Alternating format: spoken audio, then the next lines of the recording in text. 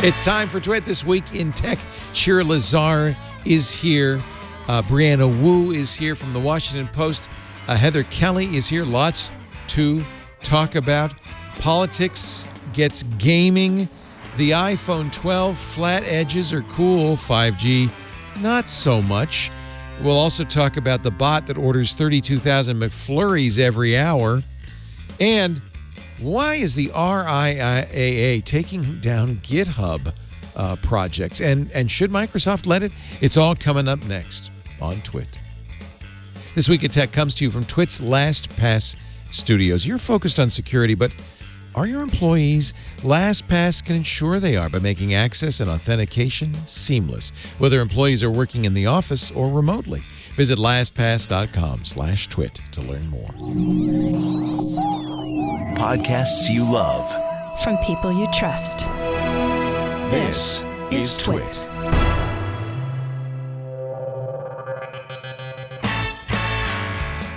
This is Twit, This Week in Tech, episode 794, recorded Sunday, October 25th, 2020.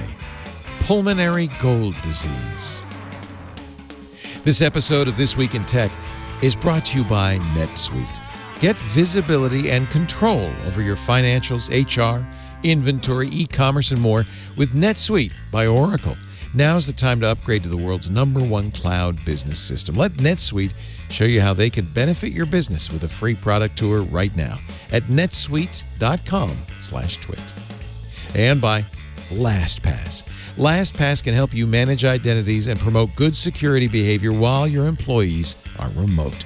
Visit LastPass.com/twit to find out how they can help you. And by ZipRecruiter. Hiring is challenging, especially with everything else you have to consider today. But there's one place where hiring is simple, fast, and smart. That place is ZipRecruiter. Try ZipRecruiter for free at ZipRecruiter.com/twit. ZipRecruiter, the smartest way to hire. And by CashFly. Give your users the seamless online experience they want. Power your site or app with CashFly's CDN and be 30% faster than the competition. Learn more at twit.cashfly.com.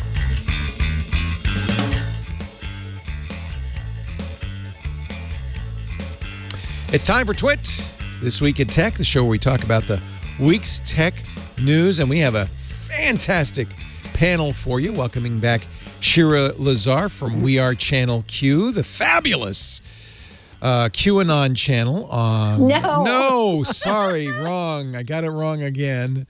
At Shira Lazar. How dare you? Oh, I'm just teasing. You know. I know. You know that.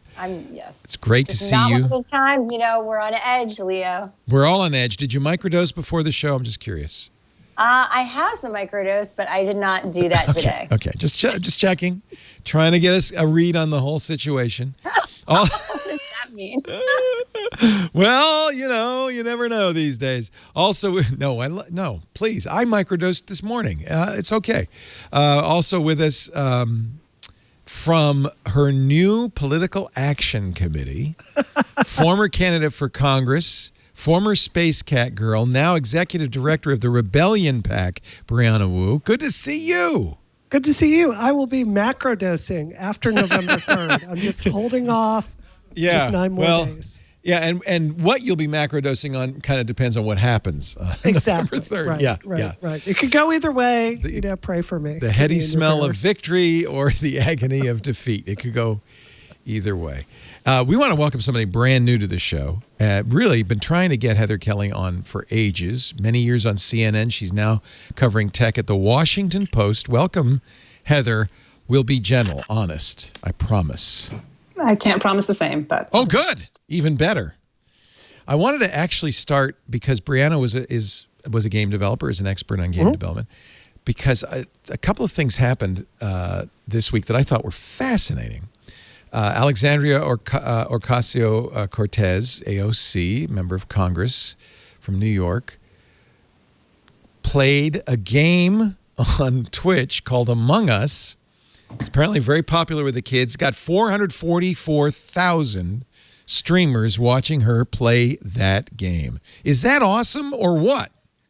It's beyond awesome. I feel very strongly you've got to meet people where they are. And, this younger generation, they spend less time watching cable news and more times watching people play games on Twitch. So, fun fact, I was actually the first congressional candidate to ever stream on Twitch to fundraise. And I just think it's absolutely amazing that she's out there talking to people. We have to talk at the game itself. Among Us is so good, Leo. You would destroy it this game. So you get it's werewolf basically, right? It is. Yeah. It's voice chatty. So you get a group of 8 people there, and if you're the imposter, you have to trick them into making you think you're not the imposter while you sneak up on them and kill them. So that's my game. Blast. It's great. It's great. I love it. Well, now I discovered this week. So when the Nintendo Switch came out, I bought it immediately and played Final Fantasy for a little while. What is it? Break the Wind or something? And I played it for a little while, and then my stepson, who was 17, he's going to be 18 in about a minute, took it from me, and I've never seen it again. And every once in a while I'd say, Michael, how's that Switch doing? He said, that's great. I said, have you ever played Animal Crossing? He said, yes, you wouldn't like it. So finally, you could get them again. About last week, I looked on Amazon. Oh my God, I can get a Switch again, because for a while you couldn't buy one; they were out of stock. So I bought one, and I immediately put Animal Crossing on it, and then, and I've got it right here. I went to the Biden campaign headquarters, and this is an island. The Biden HQ is an island. It's actually quite a beautiful island. I'm a little bit jealous. And you can wander around. You can buy Biden. I see I'm wearing a Biden-Harris beanie. You can't really tell, but I'm also wearing a Kamala tank top. But the main thing you can do, and if I could find him, I don't understand quite how this works. These are canned, I guess. They're not live. There's nobody, I don't think, in them live. It's either, isn't that a cool garden, a red, white, and blue mum's garden? But somewhere the candidate is wandering around in here, and you can get in the. I'm going to go over in the rope line. Maybe he's in the rope line, and you can pose for selfies with Joe. He's got his aviator glasses. I also bought a hat that said "No Malarkey." Yeah, he's. I guess he's taking the. Who's that? No, that's just a blue moose. That's not. So I thought this was also interesting. I don't know if there he is. Hey, Joe, let me get my smartphone out so I could quickly. Oh, he always walks away while you're ready to. Let's take a picture. Zoom in. Come on. Oh man, I'm not really. He's leaving. He's going to the beach. Okay, there's a shot. Me and Joe at the beach. I gotta get the camera back out. Oh, he's leaving. Come back, Joe. Come back.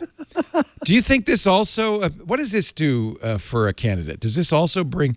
He's leaving. He's walking right out of the frame. I guess I'll get a selfie with a purple mule. There's my selfie. That's pathetic. What is this? The same thing? Is this like Alexandria? Or I have some pictures I took earlier. I'll have to go to my. Yeah, be careful what you show him. No, don't worry. I'm not Captain America, but I have pictures of him wandering in and out of the shot also. He never sticks around, Joe does. Here I am in the rope line. There he is. That's me and the candidate. Why he's wandering off again. Yeah, it's a photorealistic representation of both of you. Yeah. Hey, it's as close as I could get with whatever these are called. Are these Weemels or Weebles? No, it's the Animal Crossing style. It's not a me. There I am. And there's always a trash can in the picture. I don't know why that is. I think, first of all, you have to say the technical level, like this was done by an Animal Crossing pro. Oh, you can tell. Yeah, because it's astonishing. Yeah. Like I put probably 100 hours into that game, and my island just looks like dirt compared to that. Notice I did not show my tent. Right. So I'm on one hand, I'm kind of unconvinced that anyone is going to make up their mind about voting No, because for there's Joe no Biden issues here at all. It's not. Right. But I also remember like a traditional question we've asked politicians for a long time. It's like, who's the person you want to have a beer with more? And that was famously, people wanted to have a beer with George Bush more than John Kerry. So I think as far as, I think making the Democratic Party seem more relatable to people, I think this is generally a smart move, and I want to see more of it. In 2016, the Trump campaign was lauded because they seemed to be the only campaign to figure out how to use Facebook effectively. And I think a lot of people give credit to that for his election. Facebook doesn't seem like Facebook is the battleground anymore for presidential politics or any politics. They made it complicated. Yeah. Is it because it's too complicated? Well, because of all the horrors of 2016 and all the lawsuits and all the cases. I mean, I think they wanted just to stay away. And then there was new laws in terms of, or they're not letting ads run the day of the election or a week before. So I don't know. It just feels like it got complicated. It wasn't the same game that they were trying to play in 2016, obviously. There have been calls for social media to shut down for the next week. Just, stop. I don't think Jack Dorsey or Mark Zuckerberg is going to stop operations. But that gives you some idea to how much people consider social media influential, maybe not in a good way, on politics. I think something that's worth considering is, someone who has a massive ad budget, and we spend quite a bit of it on Facebook ads. We can't do it on Twitter anymore because Twitter has even IEs. They've gotten rid of that. We've looked at doing it on TikTok, but there's not really an ad model in the same way. It's more content-based over there. Mm-hmm. So for someone like us that is literally in the business of serving out political ads, that's Facebook the only place. It's the only game in town. Yeah. So you're basically paying for television, YouTube, or Facebook, meaning Facebook and Instagram. So I could say it's very profitable for someone like us. Is it good for democracy?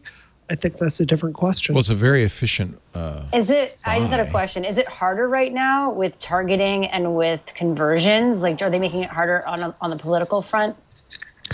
Getting registered to run ads has continually gotten harder because I ran for Congress first in 2016. It was a bar there. It just keeps getting higher and more difficult to jump through all of Facebook's hoops, which is frustrating when you're someone that follows the rules. So we definitely see them cracking down. Is it having an effect? I can't really say. Let me ask Heather this, because we've talked a lot about the notion that maybe, Facebook should do what Twitter did, which was reject all political ads. But whenever I mention that, people say, but here's the problem, is that if you are a candidate without a strong national presence, Facebook is actually a tool that can bring many candidates who would not normally be viable to the attention of the voting public. So maybe shutting down political ads is the wrong thing to do. Furthermore, if you're savvy enough, there's plenty of politics on Twitter. So there's plenty of ways you can create bot armies and do all sorts of things. What do you think, Heather? Is it the right or the wrong thing to do to shut down political advertising? I mean, I don't think anybody's ever asked for a full shutdown. People would like maybe Facebook to be a little better, harder to spread, I guess, like some of the things that Twitter has done to make things a little more friction. Like it's harder to retweet all of a sudden. They want you to say something with your retweet, which is way too much pressure. But so Facebook, they're not taking any new political ads for the week up to the election, and then they're stopping political ads after polls close. Which that actually seems like a good idea. A lot of people would like it a little earlier. I don't know if when the polls close, I mean, it's a very horse out of the barn kind of thing. Well, maybe not, because there's some concern that if early on in the early voting, one candidate or another takes a lead, but if the full count hasn't come in because there's so many absentee and mail-in ballots, that this might be a chance for. I think people were worried mostly about the Trump campaign declaring victory inappropriately. And buying up ads on Facebook to do that. I think that's what they're probably trying to prevent, right? What do you need ads for after the election? That's the only thing I could think of.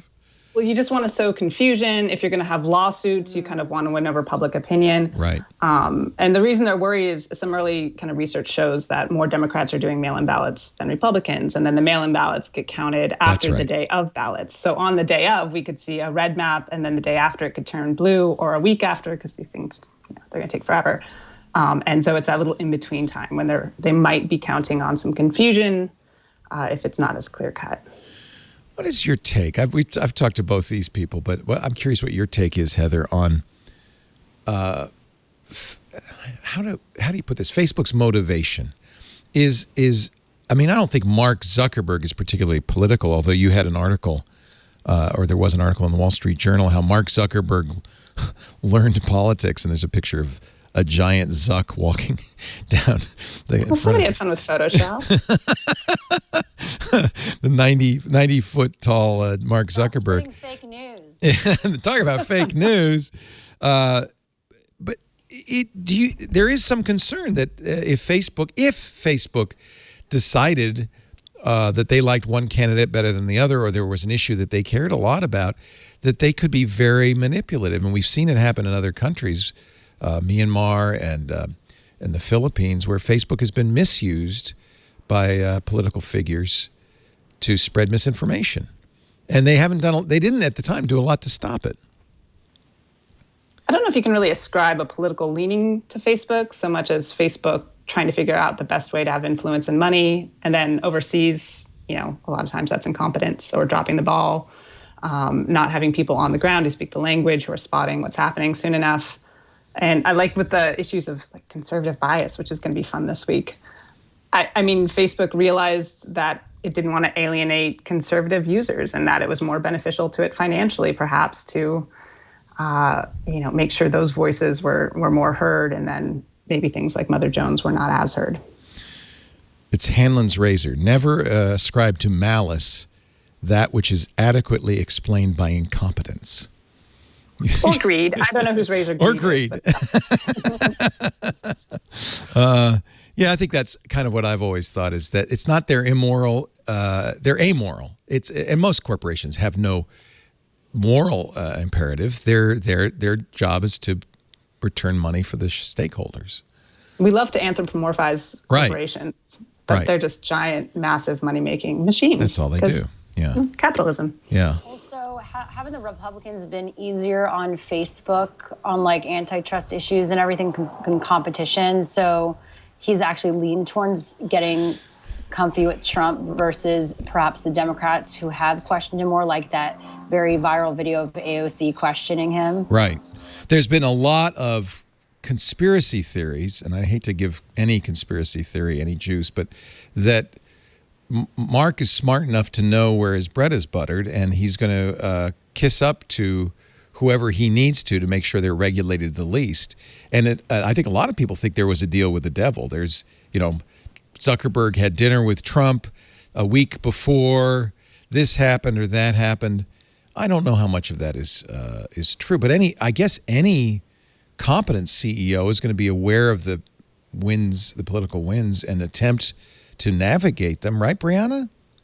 Yeah, definitely. I keep thinking about the Upton Sinclair quote. It's hard to get a man to understand something when his living depends on him not understanding it. With Zuckerberg, I think this is a wider phenomenon in tech. I think there's a base set of assumptions that they hold. One of them is the solution to bad speech is more speech, or connecting people by the way, innately. On the surface, I love that. That's right. It's That's a what we all motto. thought. Yeah. We all thought that. But I think if you start digging down into these beliefs, you're like, okay, is inherently connecting people and letting them broadcast, say, QAnon stuff. We have some objective data today. Is this making our democracy healthier or sicker? It's really hard for me to think of an example of where that's making it healthier. So I think the bias of someone like Zuckerberg is having a certain set of very popular beliefs in the tech industry and really leaving those unexamined. I think that's the real bias more than right or left. Yeah. And not taking accountability or responsibility when has hit the fan to do something about it, being like, well, this wasn't what it was made for. And you're like, well, it wasn't, but that's where we are right now. So that is their MO, isn't it? In fact, it's almost codified in their original motto to move fast and break things. It's easier to ask forgiveness than ask permission. Just go ahead and do it, and then we'll apologize afterwards. Yeah. And it seems like that's their operating model. I love that they got rid of that slogan. They did change it. Yeah. Yeah. It's not as funny anymore. Do you think they got rid of it because it was impolitic to say that, or because they really don't believe it? I feel like they still do it. It was, I forget the exact timing, but Facebook was in the headlines for literally breaking some things, I don't know, democracy, something. And so they announced like that, we're going to change it to something more, I don't know, something less catchy because nobody remembers the new motto. Yeah, I don't remember it. I remember the old one. That really is the fundamental question that I'm really trying to get to, which is, does social media break democracy? I think it does. There's a quote by my favorite author, Neil Stephenson, basically saying social media is the doomsday machine. I have unfortunately come to believe that is true. Well, you've been the victim. Of course, you were the victim of Gamergate. I mean, social media has been weaponized against you. Yeah, it has, but it's wider than that. I mean, what happened to me during Gamergate was, 5-6 years ago? Life moves on. What I see it doing to my country right now, it's really hard to argue that the discourse in the United States in the last, especially 4 years, has gotten really terrifyingly toxic. And I'm sure there are other reasons for it. Sure. But it does feel like the algorithms of both Twitter and Facebook and YouTube, got to include YouTube in this, are designed to move the conversation in a more polarized, more extreme direction. They're outrage engines. Yeah. This ties into a lot of my work. I am of the opinion of issues like Medicare for all. I think we need to look at universal health care. But there is a weaponization of a certain portion of the electorate where it's a grievance engine, right? And it tells you that if you don't get this one policy, then the solution is to sit it out and wait for maximalist policies. We're seeing that more and more with the left in a way I've never seen in my whole lifetime. I am really worried about that conversation. And yet, I hate the phrase Overton window, but it is the right phrase for this. The Overton window is the kind of the range of policies that are kind of within the natural discourse. Like that's not too far out of range. It's in the window, the Overton window. I feel like the Overton window has been moved and broadened by the discourse that's happening on social media. Yes? Definitely. Yeah. In a good way. I mean, look at issues. So there's benefits too. Yeah. There are benefits. I mean, if you're moving towards policies you agree with, I think, unfortunately. Well, Medicare for all, for instance, was a non-starter 10 years ago. Absolutely. But also look at the conversation we're having of white supremacy today. It was also a non-starter 10 years ago. You're right. Right. I grew up in Mississippi in the 90s, and I see more statements justifying what is going on today than I did there. Yeah. And it really terrifies me. Yeah. Sorry, were you trying to say something, Shira? Oh, well, the social dilemma on Netflix. No, that's okay. Let's talk about that. Definitely touches on that. And the fact is they want to keep you on the platform, so they're going to feed you what they think you want to hear more of or know more about. And so you get into this deep rabbit hole around things that might not be right. And even if it's misinformation, it's still something that will keep you on the platform. And that's where the ethical nature of it and moral nature of what they're allowing to be on these platforms comes in. It all sort of glances over like the people actually making and spreading this information and gaming the systems. It's not like Facebook put up any misinformation itself. It's it's my least favorite phrase, bad actors. Yeah, but you're right. Yeah, so in fact, some of the people in the chat room are saying it's people. People are the problem. But the problem is people have been given a tool, a megaphone, an amplifier they didn't have before. So I don't think people are worse than they were, but these people networks. Were always like that, thinking these things, but it empowers them and like grows. It's like the water to the seed, right? It's like all intertwined to grow this. So what do we do? Hate or anger and frustration. Do we shut it down? No. No, I just think that we need, I don't know, like regulations. Like, I think that it was a bit extreme. You know, the New York Post article about Hunter Biden, which was blocked on all social media. Even Fox, by the way, apparently was offered the story, and they said, that smells a little bit. We're not going to do that. But the Post went ahead with it. Rupert Murdoch, being what he is, went ahead with it. And then Twitter blocked it. You couldn't retweet it.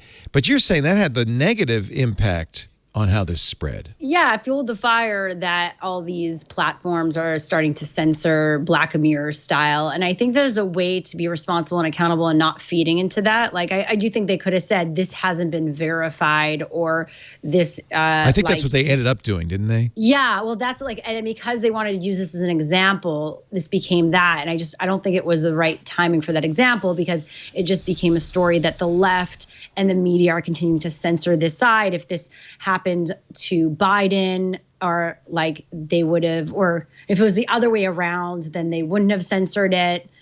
And so I don't know. I feel like there's some issues there. But Heather, I'd be interested to hear what. Yeah, Heather I mean, the also from Washington Post has done such a good job, I think, of walking the line of covering this stuff. It's very difficult, and to not look partisan, but at the same time, to also not do the two sides reporting. It's difficult to do. It's easier because, I mean, I came from like CNN, where there's a much faster pace, and at Washington Post there's, more incentive to go slow and get it right. But what I thought was interesting with this particular story is it ended up being a platform story more than it was about Hunter Biden, which was not the intention at all. And so we're all writing like 2,000-word think pieces about Twitter's policy, and Rudy Giuliani is like, no, that's not the plan. Yeah, that wasn't what you were supposed to be focused on. Yeah. That's a good point. Maybe then it actually was a good decision. Yeah.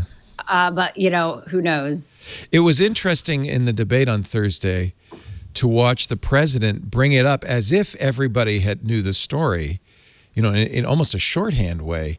And all the commentators and all the networks said, yeah, nobody knew what he was talking about because it had been somewhat suppressed. So maybe it did have a salutary effect. I don't know, salutary. And I read some other commentary that was along the lines of people aren't supposed to know the details of the story exactly. They're just sort of supposed to get this general impression that wrongdoing happened, and so that's all it needs. That's the confusion. Yeah. So I'm going to take a different opinion here because I'm on the show with 3 journalists. I'm not a journalist. I have a different opinion. I used to believe this 5-10 years ago. I would 100% be there with you.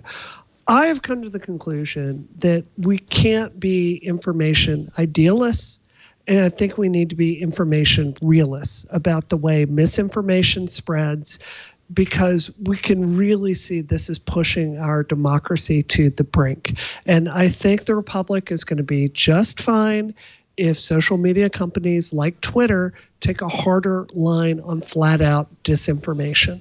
I think it's going to be just fine. We knew this was going to happen. And also the fact that, Russian disinformation certainly seems to be indicated in this. I also think there's a national security argument for this. So I have grown increasingly comfortable with this. What I think we should do is, I think the answer is I think Facebook is so large that if you don't like their policies, it's very hard to go somewhere else. So I think that breaking up the Facebook monopoly, and then if you like Twitter's policies or you like Facebook's policies, you can go there. You can enjoy that. Or you can go to something like Gab, which maybe the policies are a better fit for you. Oh. But I think ultimately, I think that choice is going to be fine. Yeah.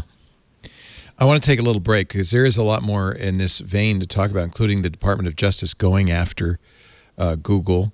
We never really did figure out what we should do. I mean, Brianna, you're the only one who's had a prescription for how to deal with social media, which is let them do what they do. There's been an assault on Section 230, which protects Twitter, Facebook, and social media websites so that they can do that. I think we have, yeah.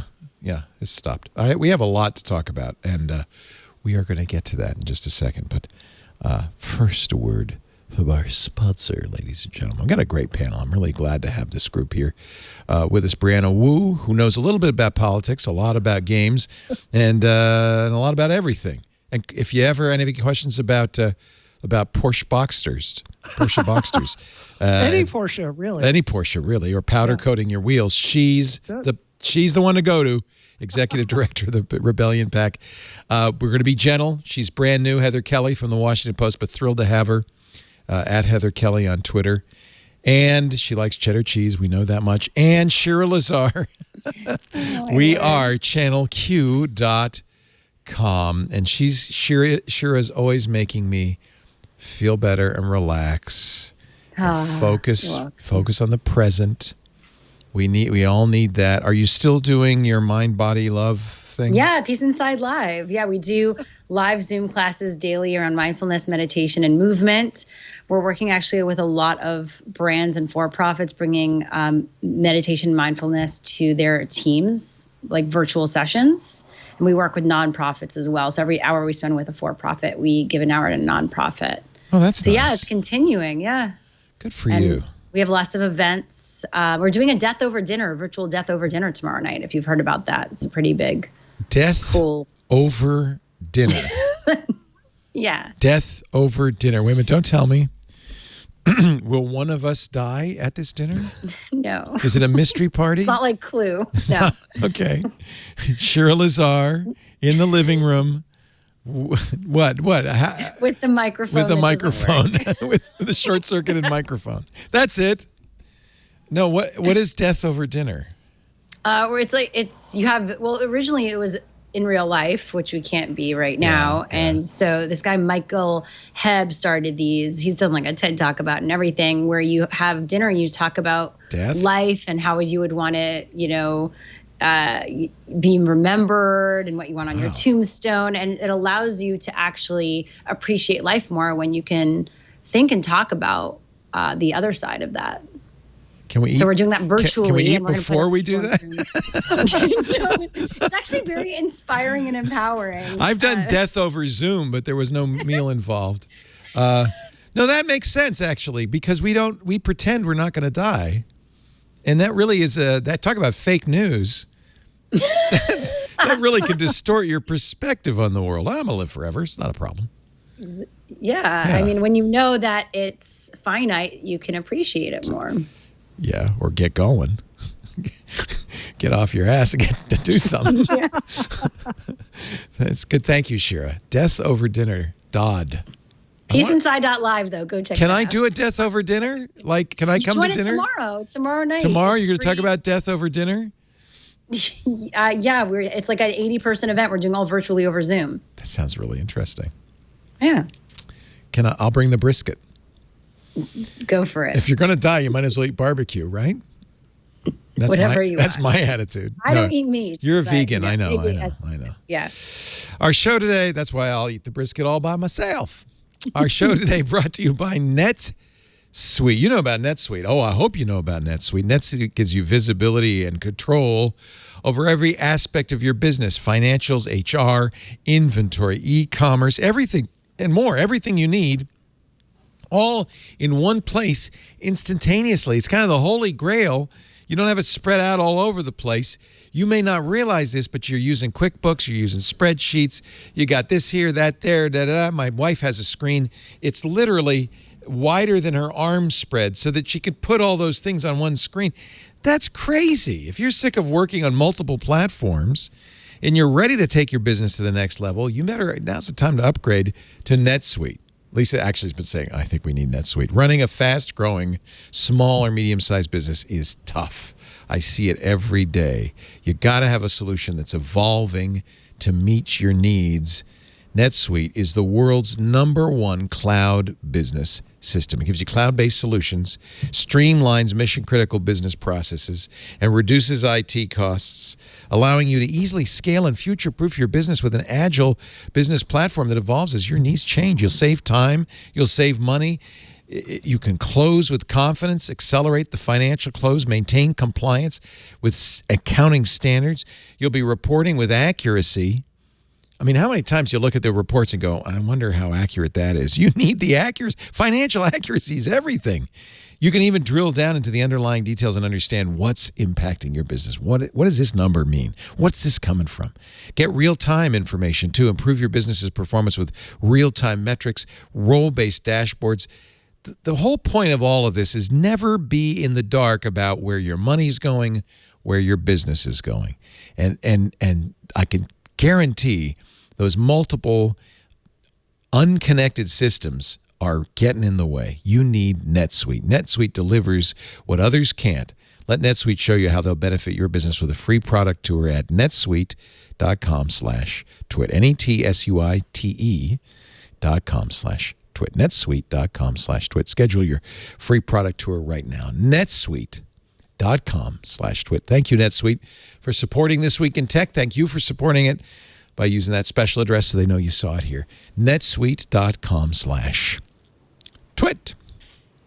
Now, there's a lot, and I'm sure you guys will have a lot to say, so I'm going to give you a chance. There's a lot of conversation over the Justice Department. They finally filed their, as the Wall Street Journal says, long-awaited antitrust lawsuit against Google.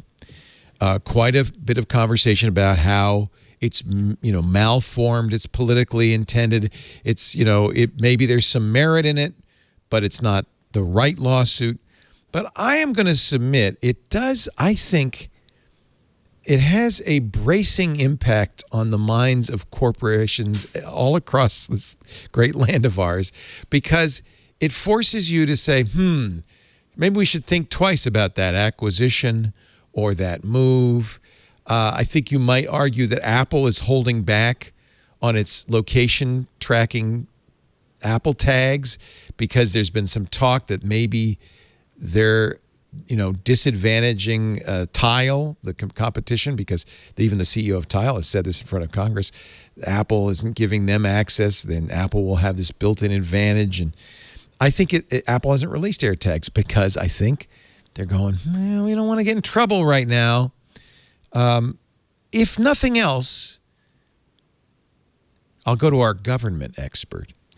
If nothing else, doesn't a lawsuit like this make people at least slow down and think about what they're doing, that it could be risky? I mean, I absolutely think so. I think it's a good thing. I think, as The Verge and many other legal experts have noted, this is not the strongest case. And I think the fact that it really seems to have been brought forward for political motives really undermines the public confidence in it. But does the Justice Department generally enforcing antitrust law, does that have a positive effect for consumers? I think unquestionably. And I just want to see them pursue smarter cases. I really think you cannot overstate just how much the stench of partisanship when it gets into cases like this. It undermines the rule of law. It undermines public confidence. It's so terrible. And I think that's going to be one of the darkest legacies of the Barr Justice Department. You then agree with Carl Bodie, writing in TechDirt, Bill Barr's Google antitrust inquiry is a weaponized farce. Yeah. That's pretty strong. Heather, do you agree? I mean, I think if you read the indictment, a lot of it's stupid. A lot of it's like, I think Nilay Patel had a great tweet. He said, Google harshly stopping carrier bloatware should be illegal is, again, not the best argument for the Department of Justice. Section 143 of the indictment, Google was concerned that a major U.S. carrier would ask manufacturers to install a search widget powered by the carrier's in-house search engine. Google told this, I'm going to guess it's Verizon, but told this company, these customization requests will not go far. If you want Google on your phone, you better not put your own search widget on there. That's a lousy antitrust argument. But is there some merit in this, Heather? The whole case kind of reminds me of the impeachment where they had to pick one topic. They're like, we're going Right. to pick one thing. There's a lot of impeachable offenses, hypothetically. What if we just pick one narrow, easy win? And this feels like to me that the Justice Department was on a time crunch because they wanted it before the election, and they wanted to pick whatever part of the case they had, the most ready to go, the tightest. There's evidence of that because the staff attorneys in the DOJ, in fact, apparently said it's too soon. We're not ready. And Barr's went ahead. Barr's department went ahead. So it seems very, very specific and narrow. Hey, maybe it's some 3D chess here. Maybe it's a negotiating, like an opening gambit. We'll see if Google will settle this, if we can get them to settle things, if they're smaller and piece by piece instead of a giant antitrust lawsuit. I don't know. It's all contributing to like the lawyer industrial complex. These people are going to be busy with this for years. Yeah, but so I'm curious, Heather, whether you think that, and it was probably before your time, but I remember 1998 when the DOJ went against Microsoft, and that thing did take almost 10 years to resolve. But I think there's no question Microsoft actually came out of it stronger because they were chastened and they stopped their, engulf and devour business practices, and they actually became a better company for it. And I think the world was a better place. In hindsight, that was successful. I mean, I was alive then, was not paying that close attention. I'm sure, that may be true. I still think maybe Microsoft wished that wasn't a thing it had to go through. I don't know if they definitely. Great. I'm not saying that. In fact, somebody quoted Bill Gates. They said, you'd sit down in the boardroom and somebody would say, well, we should do this. And Bill say, I'm not ever sitting in that chair again. We are not doing that. I think that it did have a beneficial effect on Microsoft in hindsight. So these things I think are not necessarily bad things to do. But I think, sure, it's also hard to imagine what do you do to spank Google? Do you break them up? Yeah, I feel like Facebook needs more of a spanking. Facebook's going to get its spanking if I have anything to do with it. Yeah, this feels like it's a distraction from the major issues that we're dealing with, which is like we don't have a pandemic relief bill. Obviously. Well, that's a good point. Yeah. Yeah, like the Supreme Court nominee, and then they're like, "Well, we throw this in to like continue to show how." These platforms are evil. Like, it's like, I feel like it's just a whole. You kind of want to shake. It's just like they want to distract us to other things, which make other things feel evil when the administration is somewhat evil. Right. But I think that there's something to be said. I think the one thing that I saw in this was that they were paying a platform like over $100 million for exclusivity, and like in essence that cuts out anyone else from more than that. They pay Apple between $8 and $12 billion a year to be the default search engine on the iPhone. Yeah, so how is anyone else going to grow, you could say? But then it's like there are companies that get discovered, and users end up making that company a popular platform. And so if maybe a company like Apple is smart enough, they'll say, well, we want to be with the cool kids now, but probably not if they're getting paid a shit ton of money. Right. So yeah, that's an issue. That's definitely possibly an issue. Heather, you probably get pitches from people who say, we are going to be the next Google. Do you just laugh and crumple them up and throw them in the trash? I don't get them, but I did learn about one this week, and I apologize to this company if it's Neva or Nira.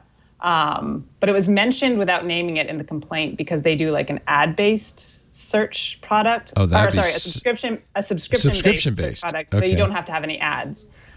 Which obviously is problematic because if you can't afford to buy your way out of ads, well, that sucks.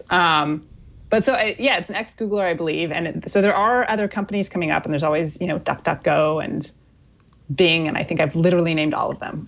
Have you heard about Brave? Did you hear about Brave's Brave? a browser. It doesn't have its own search, though. Yeah. Does it? Oh. I feel like they were trying to get people off of like. Well, they were, Chrome, and actually, part of this complaint against Google is Chrome, is their browser. Yeah. Oddly, Brave and Microsoft's Edge are both based on the open source Chromium engine that Google uses for Chrome. I don't know. One of the things the DOJ implied is maybe they could get Google to divest Chrome. Maybe that is a good idea. Maybe they can get Chrome to stop slowing down my computer. That That would be a great idea. If the start. DOJ could do that, that's a winning election issue, I think. Yeah, really. Yeah, Leah, the last time I was on, you were actually going through the Microsoft antitrust case from the 90s. Right. And you were looking at what's actually in there. It's all utterly reasonable stuff, like before acquisition. In the consent decree, yeah. Right, absolutely. So I personally would be happy with something more in that vein. I feel like we're so used to these mega mergers. I feel like we all have like a collective, we're like shocked into thinking we don't have any power. And I don't know. I think there's a reason Facebook and Google have put so much effort into, their public facing messaging on this, because they realize this is a big threat to their essentially a duopoly, right? So we have power. I just think it's worth remembering that. It's also worth remembering that the Department of Justice has not exactly been aggressively pursuing antitrust policy. Right. Avery Gardner tweeted this: as you gear up for the antitrust complaint, recall DOJ's own statistics show it didn't bring not one single case for abuse of monopoly power. Since 2010, there's only been one in 2011, and that was, I'm trying to remember what that was. That the AT&T Time Warner deal, and that was more politically motivated. There hasn't been a lot of antitrust enforcement, and by the way, this predates Trump. This goes back to George W. Bush and Barack Obama. I mean, the DOJ has been pretty lenient. They've allowed T-Mobile and Sprint to merge. They've allowed Comcast to gobble up NBC and Universal Pictures. I mean, it's been anything goes for a decade. Mm-hmm. According to Tech Dirt, the one example usually trotted out to claim otherwise, AT&T's lawsuit to stop the AT&T Time Warner merger, and that really ended up being, and you might remember this, Heather, because this was to piss off CNN for Trump and helping Rupert Murdoch than any serious concern about media consolidation. Murdoch wanted the deal blocked. Politics is inevitably going to get in any of this stuff, I would imagine. Yeah. You can't say, oh, this should be divorced from politics. No. I do wonder about the timing of this one. Were they hoping that any actual voters cared about this issue? It's not going to win you votes. No. I don't know if that's true. I think it rallies up one party. I think it taps into this. I've heard from a lot of people say, you see, this proves that the social media and the media and the big tech is all liberal. Yeah, these snowflake platforms, right? They do whatever they want. They need to be regulated. They're trying to regulate us. We need to take control of them. Right. I don't know. I think I grew up in Mississippi. I grew up watching Fox, and I feel like one of my first jobs was working for the Republican Party in D.C. So I feel like I really understand that mindset and the idea that the platforms or the media is out to get you and won't give you a fair shake. I can tell you, I was very motivated by that idea, and I think that if you can come to the conclusion that, all these systems are against me, it allows you to kind of not think anything those systems are telling you are true with coronavirus or other subjects. So I do think it taps into a grander scheme other than, I'm going to go vote on this issue. Although, I mean, those votes are already counted. I mean, that's in the base. Anything you do to appease to the base is not going to get you more votes. Maybe it'll get them out to vote. Maybe that's the idea. Get them angry and get them out there. Yeah. Well, the more you harp on those issues, though, the undecided voters, I think, seem to be like, well, maybe they're right. It's like the more you see something and hear something, it feels like a safe move to make to lean into that side. Yeah. If the DOJ says Google's biased, they must be. Right. Yeah. Okay. That's fair. It was rushed. They did want to get it out. It's not exactly an October surprise, but they want to get it out before the election, I think. And don't forget what's happening on Wednesday. It's the big congressional hearing on conservative bias in social media that's going to go on for an undisclosed amount of forever time. And that's going to bring Jack Dorsey will be there, right, from Twitter? I believe so. Yeah, I think a couple of the big tech people will be once again on stage testifying in front of Congress. On Zoom. I don't think anybody's coming in person. They'll be from their Hawaiian hideouts or wherever, trying to look very modest in the background. The election, I mean, I just also feel like that doesn't help all of this right now. Like, bring the top people on social media, and with that side so against social media, and it's like just feeds into that narrative that they need to be questioned. Like, you can't believe anything. Yeah.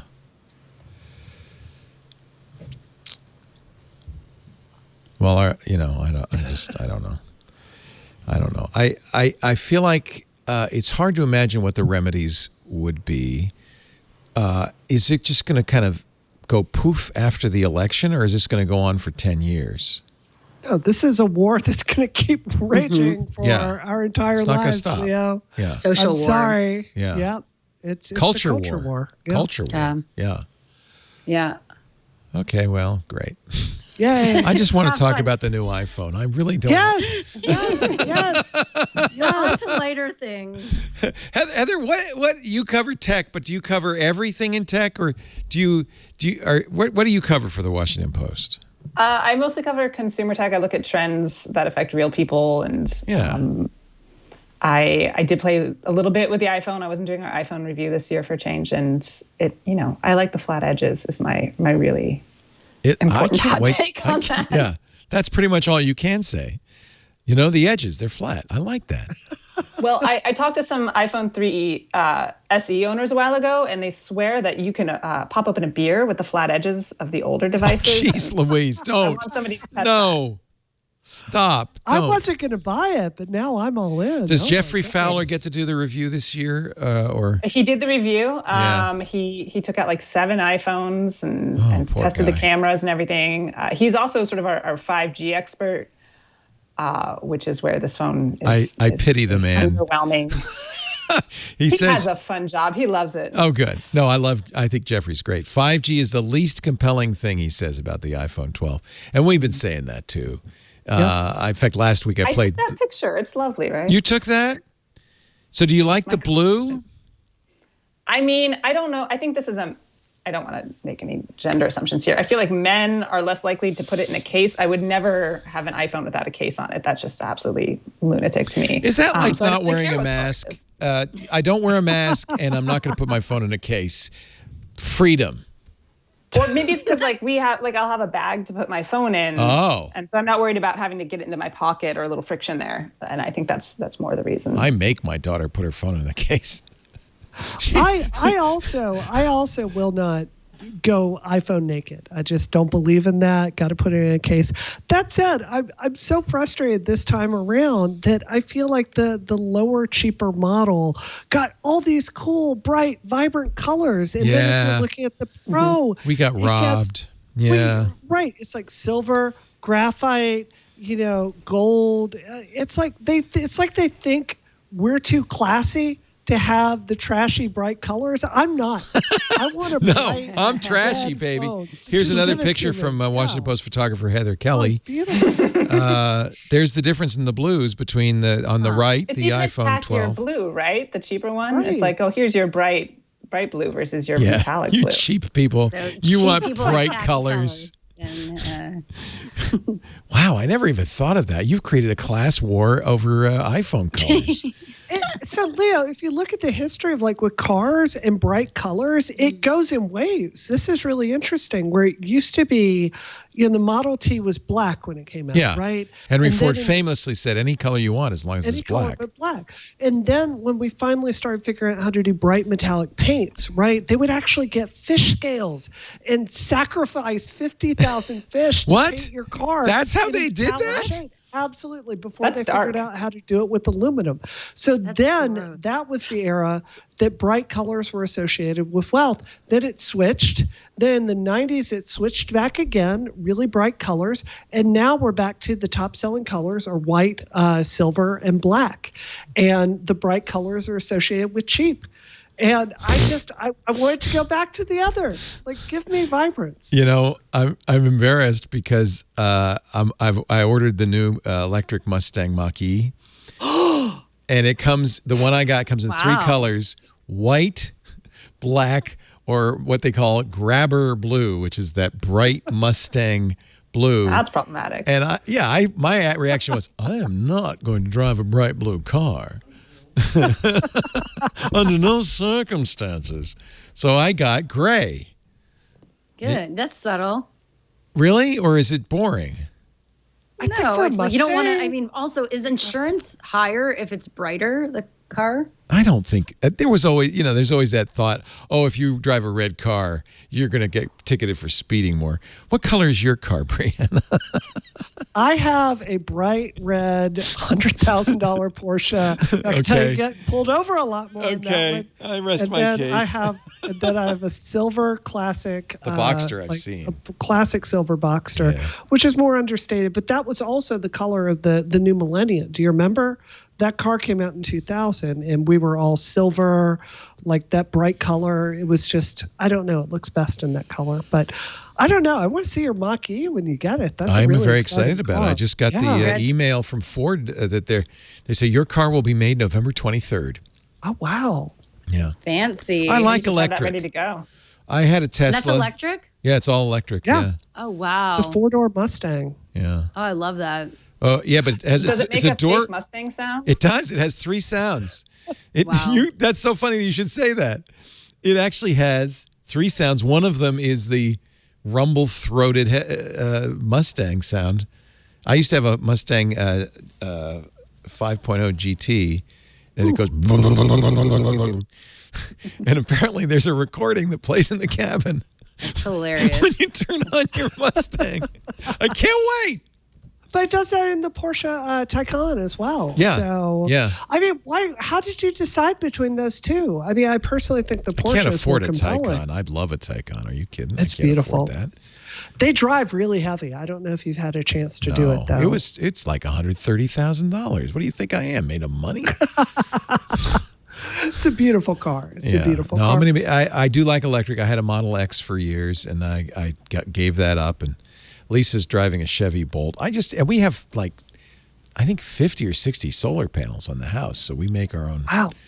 Good for you. Yeah, I love it. That's great. We've got 2 of those Tesla batteries because where we are, the PG&E, our electric company, turns off the power just randomly because the power causes fires, and fires cause death, destruction, and mayhem. And so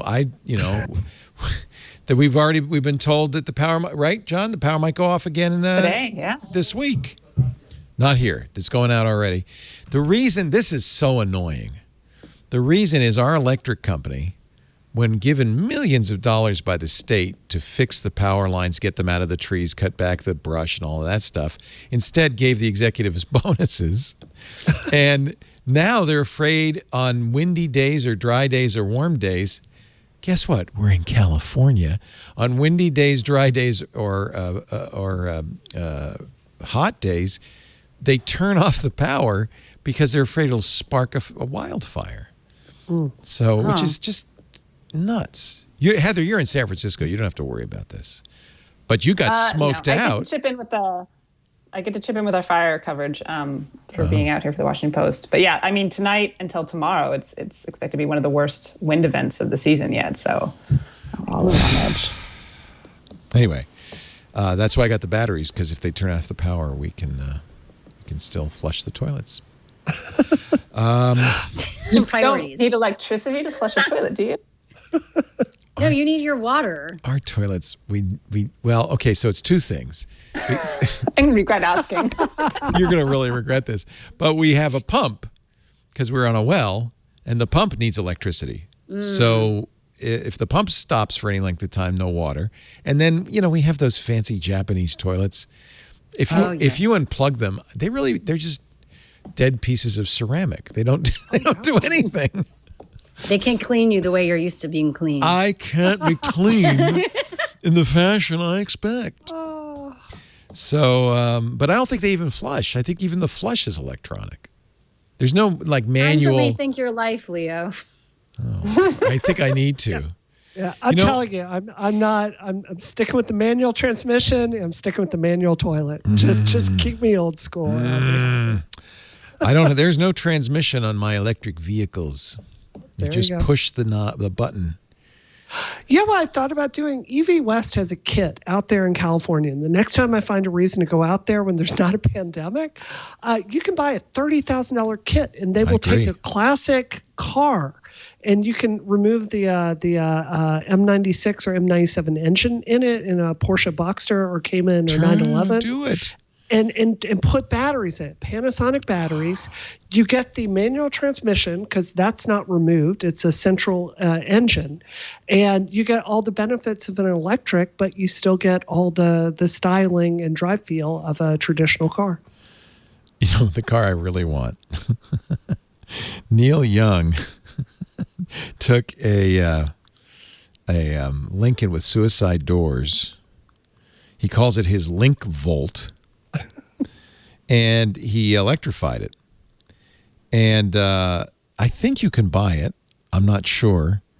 But he took a 1959 Lincoln Continental with suicide doors and electrified it. It probably rides like an electric boat. But that's what I really want. That's cool. Wouldn't that be cool? You saw that they electrified the Jaguar E-Type from, what is it, 1967? It's so expensive. That's the one, actually, I would love that, with the big, long hood. Yeah, I'll never afford it. No. We were going to talk about the iPhone, but somehow we got sidetracked. No, it's not. I've tried to talk about the iPhone for 2 weeks in a row now. I can't get anybody to bite. Okay, so bottom line, I am skipping this year. You know, so I ended up buying the iPhone 11 Pro. That camera is 10 out of 10. I love it. I'm not a picture person. It's an excellent phone. I'm very happy. It is great. I do not regret buying the 11 Pro at all.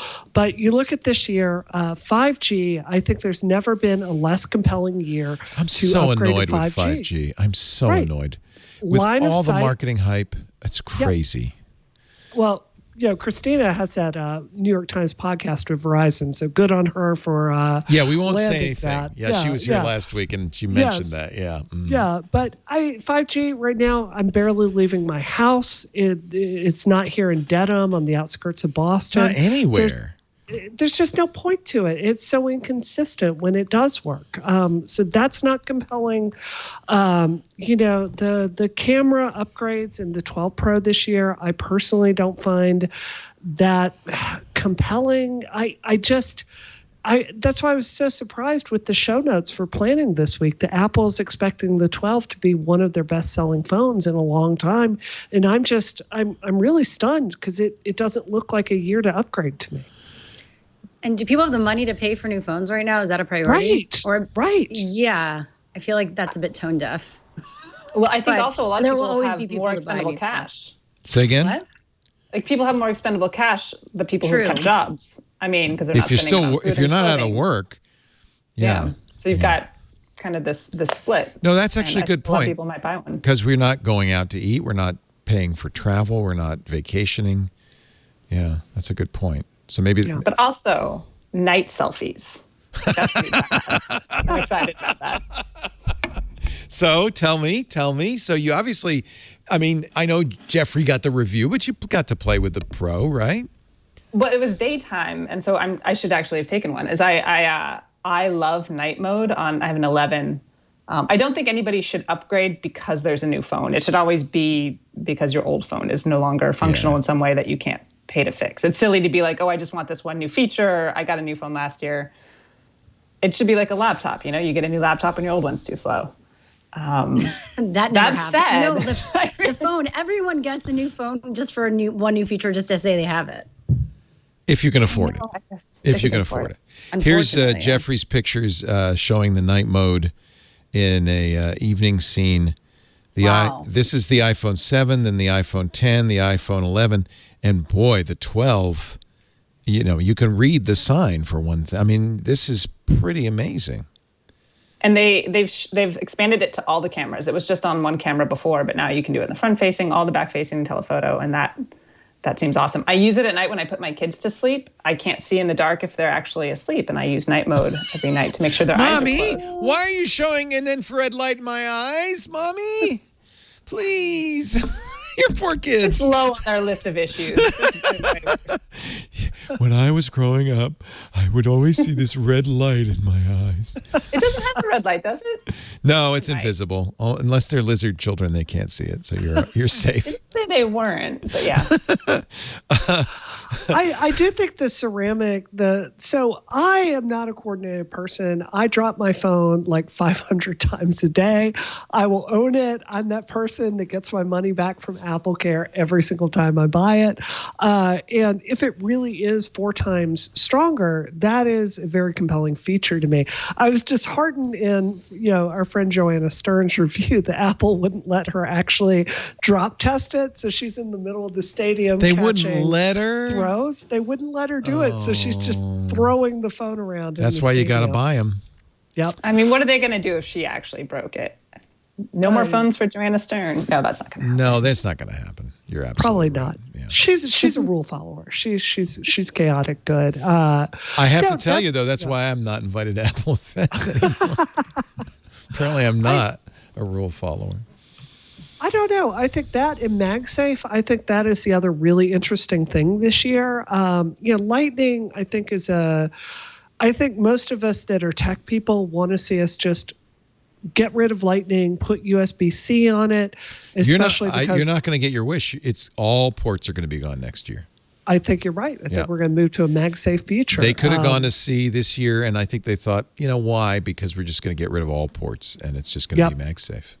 Yeah. But do we really want another proprietary? At least last year it worked with all the wireless chargers, and now we're like, no, only Apple magnetic. No, this will still work on Qi chargers. You can still use a Qi charger. Yeah.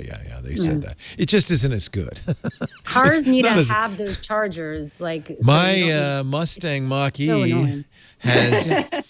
This is actually the only reason I bought it. It has 2 Qi chargers where you put your phones down, and it's wireless CarPlay or Android Auto, so you don't even have to plug it in for the CarPlay. You just put it down, and you're going, man. Like one for you and one for the passenger? Yes. That's cool. Yes. Isn't that awesome? Let's take a little break. We will come back and talk about more inconsequential matters with our fabulous panel. Shira Lazar is here from wearechannelq.com. She dances just like Elaine in Seinfeld. Do the thumbs. Do the thumbs. Is that what she does? Yeah. Oh my God. That was her dance right there. You did the Elaine. I didn't even realize that. That's No. I've seen your Instagram videos. You dance beautifully. Maybe not. Maybe I'm being kind. Also, Heather Kelly is here from the Washington Post. Wonderful to have you for the first time, not the last, I hope. Where are your children right now? I thought you had them. Oh, God. We locked them out of the studio. They're somewhere. We don't know. And also the wonderful Brianna Wu and her Porsche Boxster.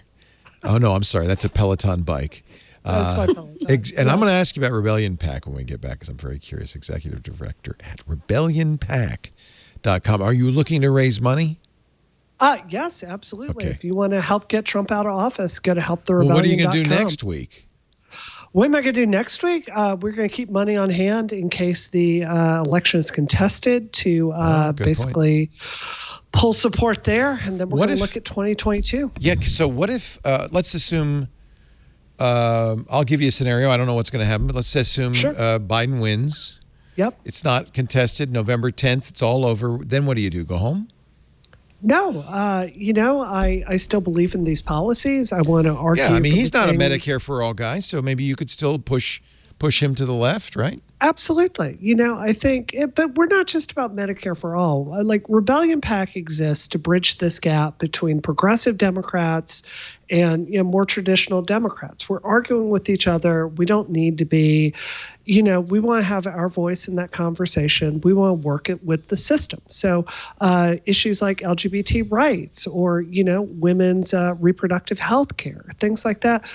We want to stand there and push the conversation in a direction we agree with within the system. Like, we're looking for a seat at the table. Well, I just want to announce the formation of my new PAC, the Empire PAC. And our director, Darth Maul, will be glad to meet with you and debate anytime. Okay. Rebels. You rebels, you. Our show today brought to you by LastPass. You see, here we are in the LastPass studios. We are fans of LastPass. I've been using LastPass as my password manager for it's as long as they've been around, more than a decade, I think 12 years. Steve Gibson, I can't believe it's 10 years ago. We had our security guy, Steve Gibson of Security Now, go under the covers with LastPass. He got Joe Segrist, its founder, to show him all the code. He said, this is amazing. This is exactly what you want. He's been using it now for a decade. 70,000 businesses use LastPass, 25 million users. It is the award-winning #1 password manager. Okay, maybe you can give COVID a little credit for the number of businesses using LastPass, because when you start sending employees home, they are no longer in the protected environs of your office.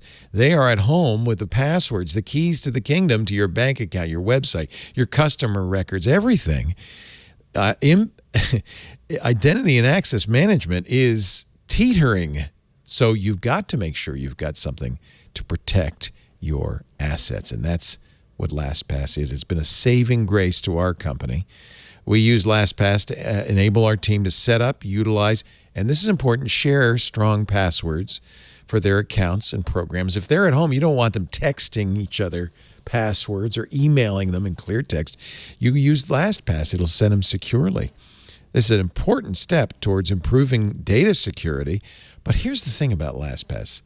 They do something kind of magical. Usually there's a trade-off between convenience and security. You can have one or the other.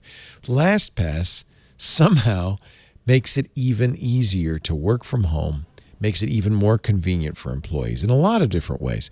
Of course, the LastPass Vault autofills wherever you are, works on Mac, Windows, Linux, with every browser known to man on your iPhone and your Android phone. And that autofill means they don't have to type passwords anymore. LastPass generates long, strong passwords. You don't have to remember them anymore. It is awesome. And one of the things you always get with LastPass is oversight of shadow IT, enforceable policies. So your IT department likes LastPass too, because they know exactly who's using what, when, and where. They make sure that every single person using your precious assets is authorized to do so. That's what LastPass does. They support not only two-factor face or recognition or fingerprint ID, they also support multi-factor, additional contextual factors that help make sure the right person's using the right resource. Things like geolocation and IP address.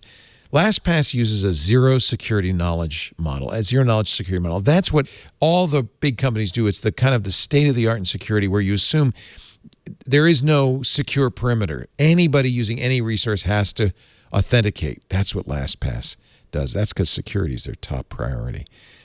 AES 256-bit encryption, PBKDF2 to make it hard to brute force, salted hashes, SHA 256, all of the buzzwords, all of the security things you know, that's what they do. Data is encrypted and decrypted only at device level.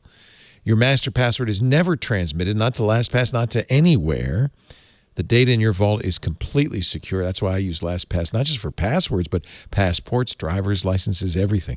LastPass has won 8 awards so far this year alone. PC Magazine's Editor's Choice, the Fortress Cybersecurity Award, Business Insider's Best Overall Password Manager, and many more. I can go on and on. But look, you don't have to take their word for it or my word. LastPass speaks for itself. This is the time. There is LastPass for every possible scenario. Go to lastpass.com/twit. It's the first thing I put on any new device. It's the last thing I ever take off. LastPass.com/twit, because stronger security cannot wait. Thank you, LastPass, for your support. Ease the burden for yourself and your remote workforce with the cybersecurity protection you need. LastPass.com/twit. We had a very good week this week on Twit, and I'm hoping that our crack team of editors and producers put together a little mini movie for your enjoyment. Watch. I'd like for us to talk about that the Apple's now holding Charlie Brown and the Peanuts Gang hostage. Are you saying that you can only watch It's the Great Pumpkin Charlie Brown on Apple TV now? What's next? Frosty the Snowman? Damn you, Apple. Previously on Twit. All about Android. Yes, this is the LG Wing, and we're going to do an unboxing. Yeah, do we know if the swivel is something that it has to be powered on to do? Or okay, we have our answer. There we go. There it is. Why would you ever want to do that? Hands-on photography. This is the week of Adobe Max 2020. We got some new updates to the world of Lightroom, as well as some updates to the world of Photoshop. Some pretty daggum slick AI. Oh my goodness, it's really good. Tech News Weekly. Mario Kart Live takes the familiar Mario Kart racing game that I love, a lot of people love, and it turns it into an augmented reality experience. You get to make your own tracks, you can do loops and just swirl around or do whatever you want to. As long as the carts, gates, and the arrows are in the right locations, everything works out really well. This Week in Google. See, starting today, you can hum, whistle, or sing a melody to Google to solve your earworm.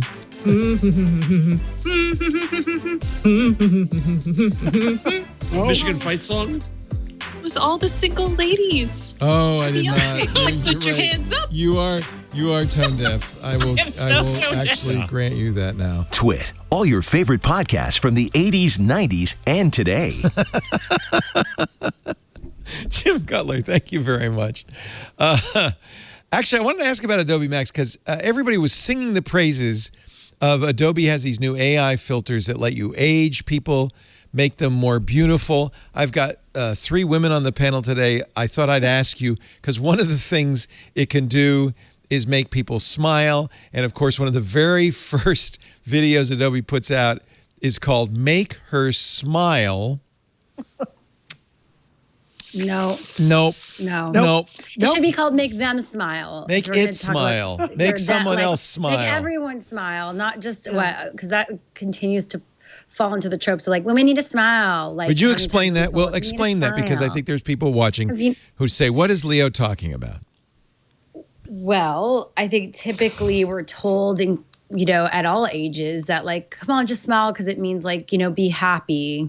It's that means you're, I don't know, what would you say, other fellow women on this panel? There's this idea you need to do that to, I don't know, be, easy to get along with. It was and make other people feel comfortable. It was the complaint against Hillary Clinton. It's a complaint against every woman in politics. She doesn't smile enough. They never say that about men. He doesn't smile. When I ran for Congress, I cannot tell you how many DTCs I went to. And, here on this show, I can show you my whole personality. I could joke around. But, my default thing, because it's so hard to be taken seriously when you're a woman in politics, is, engineer mode. Facts, focus, this is what we're doing. But that makes you seem serious and not likable. And I would have my team sit there and say, they would be come on, smile. We're going into this event. You need to make sure you're smiling at people. And I would get home and my cheeks would hurt at the end of the day. These muscles were broken from smiling. It was the worst. Oh my gosh. Heather, does anybody tell you to smile more? Nobody's still alive, no. Okay. There you have it. There is walking down the street, that's the most annoying thing when you're walking down the street. Hey, baby, are you not having a good day? Smile. I'm having a great day. I just don't. Great. It's the new wolf whistle. Yeah, exactly. Smile, baby. So that's actually not the only problem with these AI filters. I feel like Adobe just institutionalized deep fakes. Yeah. Right? I will admit, especially now in the pandemic era, we're all on Zoom a lot more. Look, this is a pandemic, and most of the time I'm in yoga pants, and I just am, right? And there's so much pressure to be in like physical Zoom calls with people that I can see some of this technology being like put on makeup or brush your hair or something like that because there's so much more work for women to look professional than there are men. But overall, it's inevitable. It's going to happen. I'm glad Adobe is the one doing it, but still scary. Yeah. Katerina Fake, who is, of course, one of the founders of Flickr, says, ugh, I hate the Photoshop AI filters and how it's changing people. She explains it in her article at katarina.net. Social peacocking, showing yourself in a favorable light online. You know, you see this all the time on Instagram and on influencers. I'm glad to have a phrase for it, social peacocking. And, you know, she doesn't, I think she's kind of got a point that we're starting to say, if you're using a photo editor, it's got to make everything prettier or somehow more appealing. Like I'm not appealing enough, so I need to add a filter to it to be more appealing. Yeah. So I mean, it's going to be a useful tool. I just worry it's going to be used. It's just one more. It already is. Yeah, one more way. Yeah, look, like your background, so blurry. Now, is that? Oh, should I just decided to make it blurry. What the hell? That's not peacocking, you know. No, that's the opposite of peacocking. Impression. That's trying to hide the mess. I understand. I'm just teasing you. Yeah. Deep fakes are coming. That's for sure. And my wife has an interesting take on it. She says, good. People should stop believing everything they see. And if it's widely known that it's easy to do this, it will make people think twice. You know, we still have that notion, oh, I'm seeing a picture of it. It's like saying, I read it on the internet, so it must be true. Maybe it will force us to verify things more. If we know that that's more common, then we'll have to find multiple copies of that or from different verified accounts. You know what I mean? So it actually, it could force people to question things more than they Imagine what that would do for criminal cases, for civil lawsuits, for sexual harassment lawsuits. I see a lot more downside there than upside, personally. Yeah. Well, it's here. It's going to happen. There was a Telegram group that I think was shut down, but there was some tool that was being used in the group that could take a picture of any woman and generate a nude image of that woman. Oh, yeah. I know. It's been around. No, it's horrible. I mean, it's been around, and now I guess that it's more in front of our faces, more out there, then at least it's not as underground anymore. So we know when those things are there, and then people can. That's Lisa's point of view. Be called out. Yeah, it's always been around, but it's always been kind of under the people kind of believed it was real. So it's good. Everybody should know. There's so much of this. It's fake. It's not real. Speaking of not real, it's all over for Quibi. Oh God. Yeah. We hardly knew ye. Quibi, we hardly knew ye. Or as some wag wrote, Quibi calls it quits. What's you have something to say about this, Brianna? I think you do. I don't Leah, you and I both started businesses. It is unbelievably hard work. You have run a streaming business on the internet for a long time. I bet it wasn't easy to make this into what it is. And I'm just perplexed by the number of people that are gleeful that this failed. I mean, have the same reaction. Simone is a friend of mine. She was a producer for Quibi. Oh, really? Simone is a lovely person. Simone's the best human being I know. And I mean, some of the shows there, I'm not going to say it was for me, but that Golden Arm show, that was legit awesome. That was the happiest moment of this last year. The Target 24 Jack Bauer show, it's not good, but it's not bad. The Golden Arm show featured Mrs. Maisel, right? Rachel Bresnahan. Is it her? Oh, my gosh. Yeah, and you didn't know that? Yeah. I think I'm right on that. And she suddenly discovers she has a golden arm. Oh, you haven't seen this horror clip online? You got to play it right Well, see, now. this is the problem right there. You didn't see it on Quibi, did you? Right. No, it's a famous shot on Twitter. Type in Golden Arm Quibi. It is unbelievable. So it's this melodrama of a woman that's very vain, and she loses her arm, and she has a golden arm put in its place. And even though it's killing her, she wants to be buried with her golden arm. It is beautiful. It is wonderful. Here we go. Here's Rachel. Oh, God. And by the way, here's problem number one. Yep. It's a video of somebody's phone. You couldn't share it. Like, if you wanted to tweet it, you had to do what this poor Zach Raffio is doing. You had to shoot a video of your phone. So she's got a golden arm. Then, of course, winter came. Heather got sick. The tests have come in. It is pulmonary gold disease. Pulmonary gold As long as your disease. body keeps absorbing This the is gold so through your strange. skin, there's very little I can do. You've got to take off that prosthetic. No, I can't take off my golden arm. Sir, whatever she wants. Oh, I love him. This is as bad as The Room. She's going to die because she has a golden arm. Spoiler. Oh, so, okay. Wait a minute. I got to pause it. So it's not an actual golden arm. It's a prosthetic. No, it's an actual golden arm. She was born with a golden arm. No, she lost her arm in a lumberjack accident. And she's so vain that her husband cast her one with 3D software, even though he lives in a barn, which is confusing. And he smelts her an arm made out of pure gold. So that's love. There it is. Sam Raimi, pretty good guy for a director, co-wrote it and directed it. He says, I wasn't setting out to make a comedy. My favorite is Titus Burgess, who is one of my favorite actors from The Unbreakable Kimmy Schmidt. It's a show called Dismantled.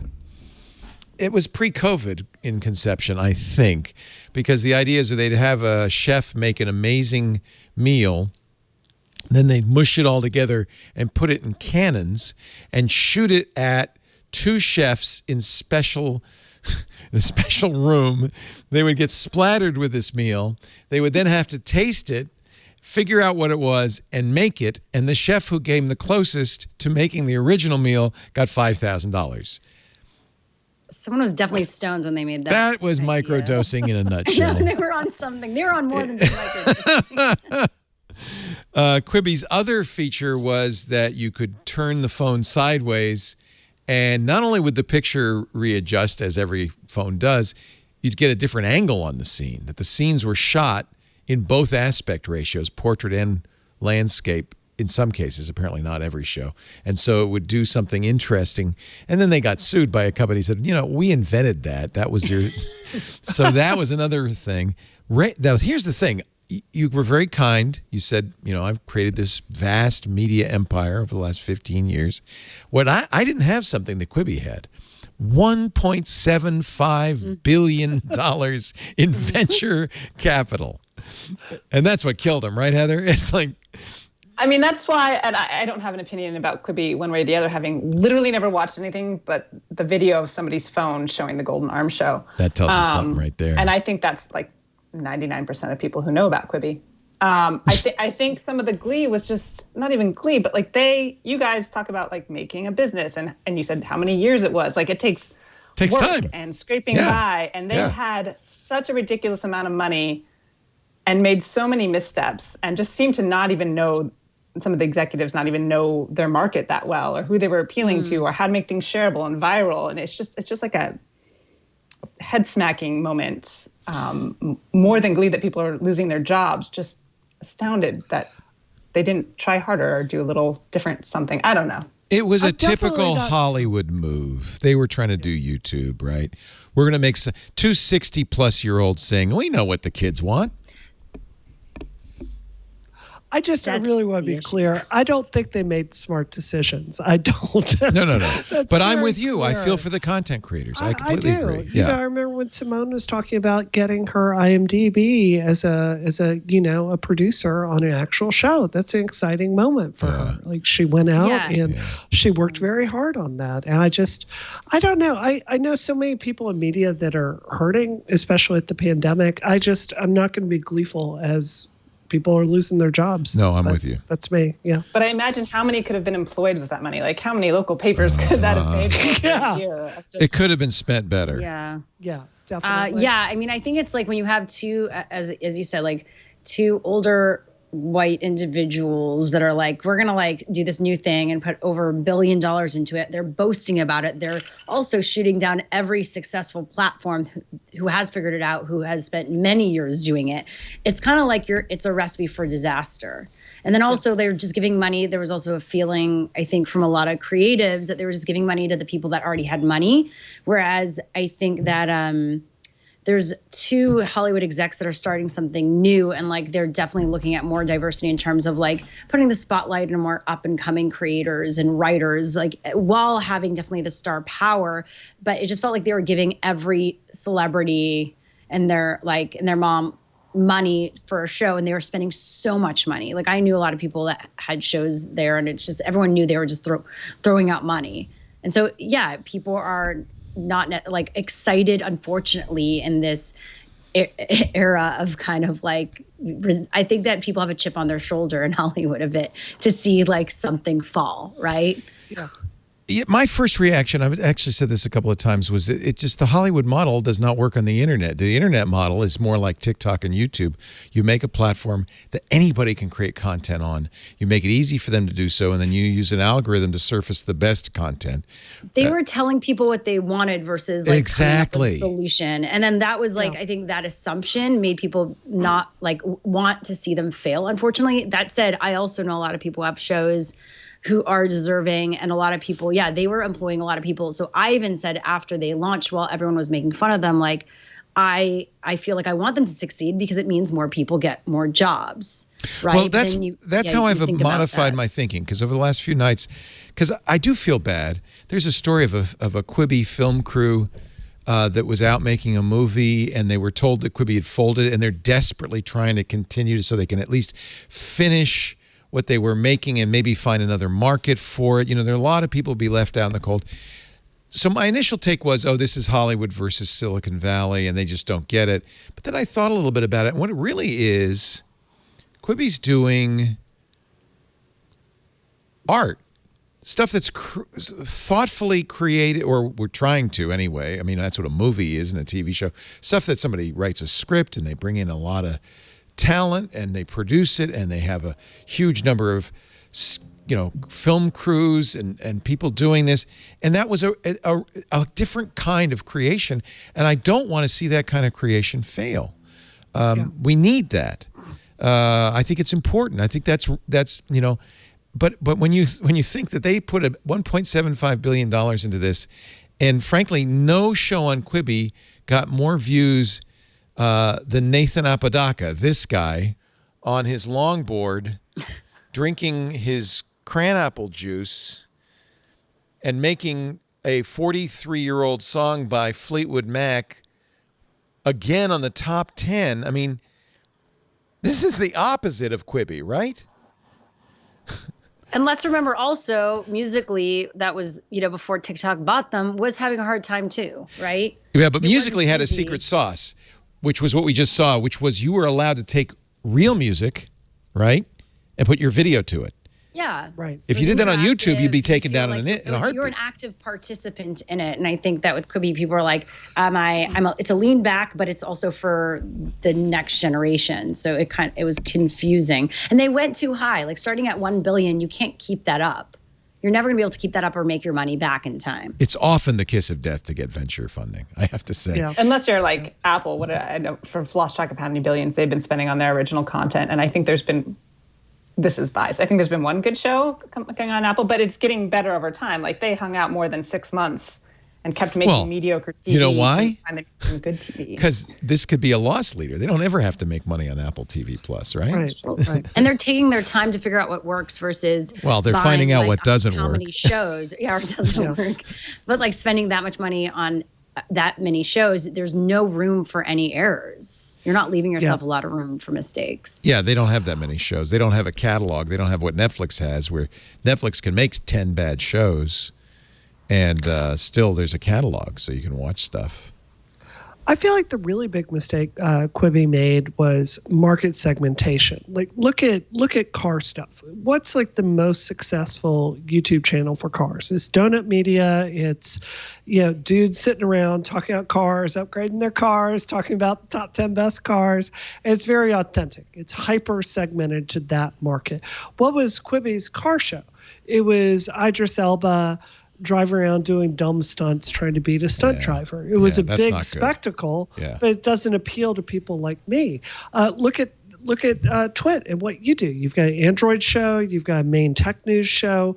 You're very segmented with your different audiences. Quibi was trying to dilute that down and find dumber, broader concepts with celebrities. I mean, it is. I learned. Where I learned that lesson? They're doing. Yeah. Tech TV. Yeah. Because it was on cable, right? This is the network that I kind of made my name on from 1998 to 2004. It was on a cable. It was a cable network. And I always thought if you were going to do ESPN, you don't do shows for people who hate football. You do shows for people who are really, really, really into football. Right. And Tech TV, I said, we should go deep. There's 14 million programmers in the U.S. We should be aiming for the most geeky people. Instead, and this happens, this is not unusual, everybody wants to get the big, broad audience. Maybe that's because advertising, I don't know. But so they put on Thunderbirds and what was that cop show they put on? Bad Cop, Bad. Because they wanted to get a bigger audience. And I thought, well, no geek's going to watch that. And no general audience is going to watch the geek show, so you just killed yourself. And in fact, they did. Yeah. They're coming back, though. Tech TV, I heard there's going to be good luck on that. A relaunch. Not Tech TV, G4. G4, I mean. Yeah, well, that was G4. So Tech TV got bought by Comcast, merged into G4. For a while, it was G4 Tech TV. Then they got rid of the Tech TV part. It was G4, which is about guns, gaming. Yeah, it's poised for 2021 reboot. Video Game Network Unplugged. They did a tweet. That's all they've done is a tweet. A tweet that made headlines. Can I say I am going to restart the screensavers in 2025? Come on. We'll see. I don't think there's an audience for G4. I don't know. There's a lot of nostalgia around it, but and when you have NBC Universal, if they do it right this time, maybe they can figure it out, but who knows? Yeah. Oh, I wish them well. Good luck. What's that Olivia Munn been doing ever since, right? I mean, what do you mean? She's a big actress. I'm being facetious. We will defend Olivia, okay? I'm sorry. Yeah. She was so good at Magic Mike. I even liked Predator. That's how big a fan I am. All right, let's take a break. Now that I'm getting bit by our panel, Brianna Wu, Heather Kelly, Shira Lazar, I'm getting what I deserve. That's all I can say. We will have more in just a moment. Our show today brought to you by ZipRecruiter. That we use ZipRecruiter. This is how we hire. So I could say this with authority. ZipRecruiter is the best way to hire. If you are lucky enough that your business is looking to hire people, God bless you. Thank you. The world needs you. And you might be saying, now, how do I find somebody? There's so many people looking for work. There's a needle in that haystack, but how do I find it? That's ZipRecruiter. It's hard to fill these jobs, but ZipRecruiter makes hiring faster, easier, and smarter. So you're spreading your net, you're casting your net as wide as possible. And then ZipRecruiter does something really interesting. They look at your posting and they match you up to some of the resumes they have on file, and they invite the people who match best to apply to your job. That's why when you post a job on ZipRecruiter, you are going to get qualified candidates fast. In my case, we'd post at breakfast, we'd have 2 or 3 qualified candidates by lunch. 4 out of 5 employers report they get a quality candidate on ZipRecruiter within the first day. And by the way, these applicants don't flow into your email or your phone. They go into the ZipRecruiter interface. The resumes are formatted so it's easy to scan them. You can have your own screening questions, true, false, multiple choice, essay, so you can screen out the candidates that don't fit your needs, rank the rest, and hire the right one fast. It really works. The world is changing. You've got to be flexible. But if you are hiring, can I tell you, ZipRecruiter.com/twit. You can always count on ZipRecruiter to make hiring faster and easier. And now's a good time to see for yourself, because you could try ZipRecruiter free at ZipRecruiter.com/twit. That's ZipRecruiter.com/TWIT. Don't suffer. Let ZipRecruiter take the hiring drudgery off your plate. They make it easy. Go to ZipRecruiter.com/twit. And I can say that some of our best employees we've found on ZipRecruiter. ZipRecruiter is the smartest way to hire. Thank you, ZipRecruiter, for supporting This Week in Tech. Now the FCC says, oh, yeah. First they said last year during the net neutrality thing, oh, we can't regulate the internet. Now they're saying, damn straight we can regulate the internet. In fact, we're going to get rid of that Section 230 thing that's protecting all those social networks. They even got the FCC's general counsel to write a kind of confusing legal memo. It had lots of highfalutin references to previous court decisions to somehow imply that somehow magically the FCC, now they can regulate the internet. Any thoughts on, Brianna, can you explain Section 230, or is that... Sure. Section 230 is basically the part of, it basically indemnifies corporations like Facebook or Google, or let's say a Twitch chat room against, like, you're basically not responsible for what users are posting there. I wouldn't have a chat room if it weren't for Section 230. I wouldn't have a comments section on YouTube. I wouldn't have a forum. It's too risky. Yep. So it indemnifies providers for user content, basically. It's pretty short and sweet. In fact, short enough I can read it to you right now. It's part of the Communications Decency Act of 1996. No provider or user of an interactive computer service shall be treated as the publisher or speaker of any information provided by another information content provider. In other words, you're not a publisher like the Washington Post is a publisher. I'm not a publisher in our chat room, and I'm not held to the same requirements as a publisher is. For instance, I can, without any risk, remove hate speech from my chat room. I can't be sued for hate speech in my chat room, so I have privileges in both directions. This, I think, some people say these are the 26 words that created the internet. In fact, there's a book with that title. I don't know what we would do without it. I do want to say, and Leo, sometimes on this show you play devil's advocate, so I'm going to play it here. A good friend of mine is Carrie Goldberg. She's a lawyer. She's been very critical about Section 230 because she's had to adjudicate a lot of the situations where it's really, really gone wrong. The example she starts her book with is with Grindr. There was someone on Grindr that created a false profile of basically a gay man and harassed him for years with people showing up to his apartment for basically sexual relations, right? And he tried everything he could to work with Grindr and get them to take it down and to take these repeated fake profiles down, and they just would not do it. And what Carrie has found in her work is that there's really no civil recourse for a situation like that. I myself did not have a civil recourse during Gamergate.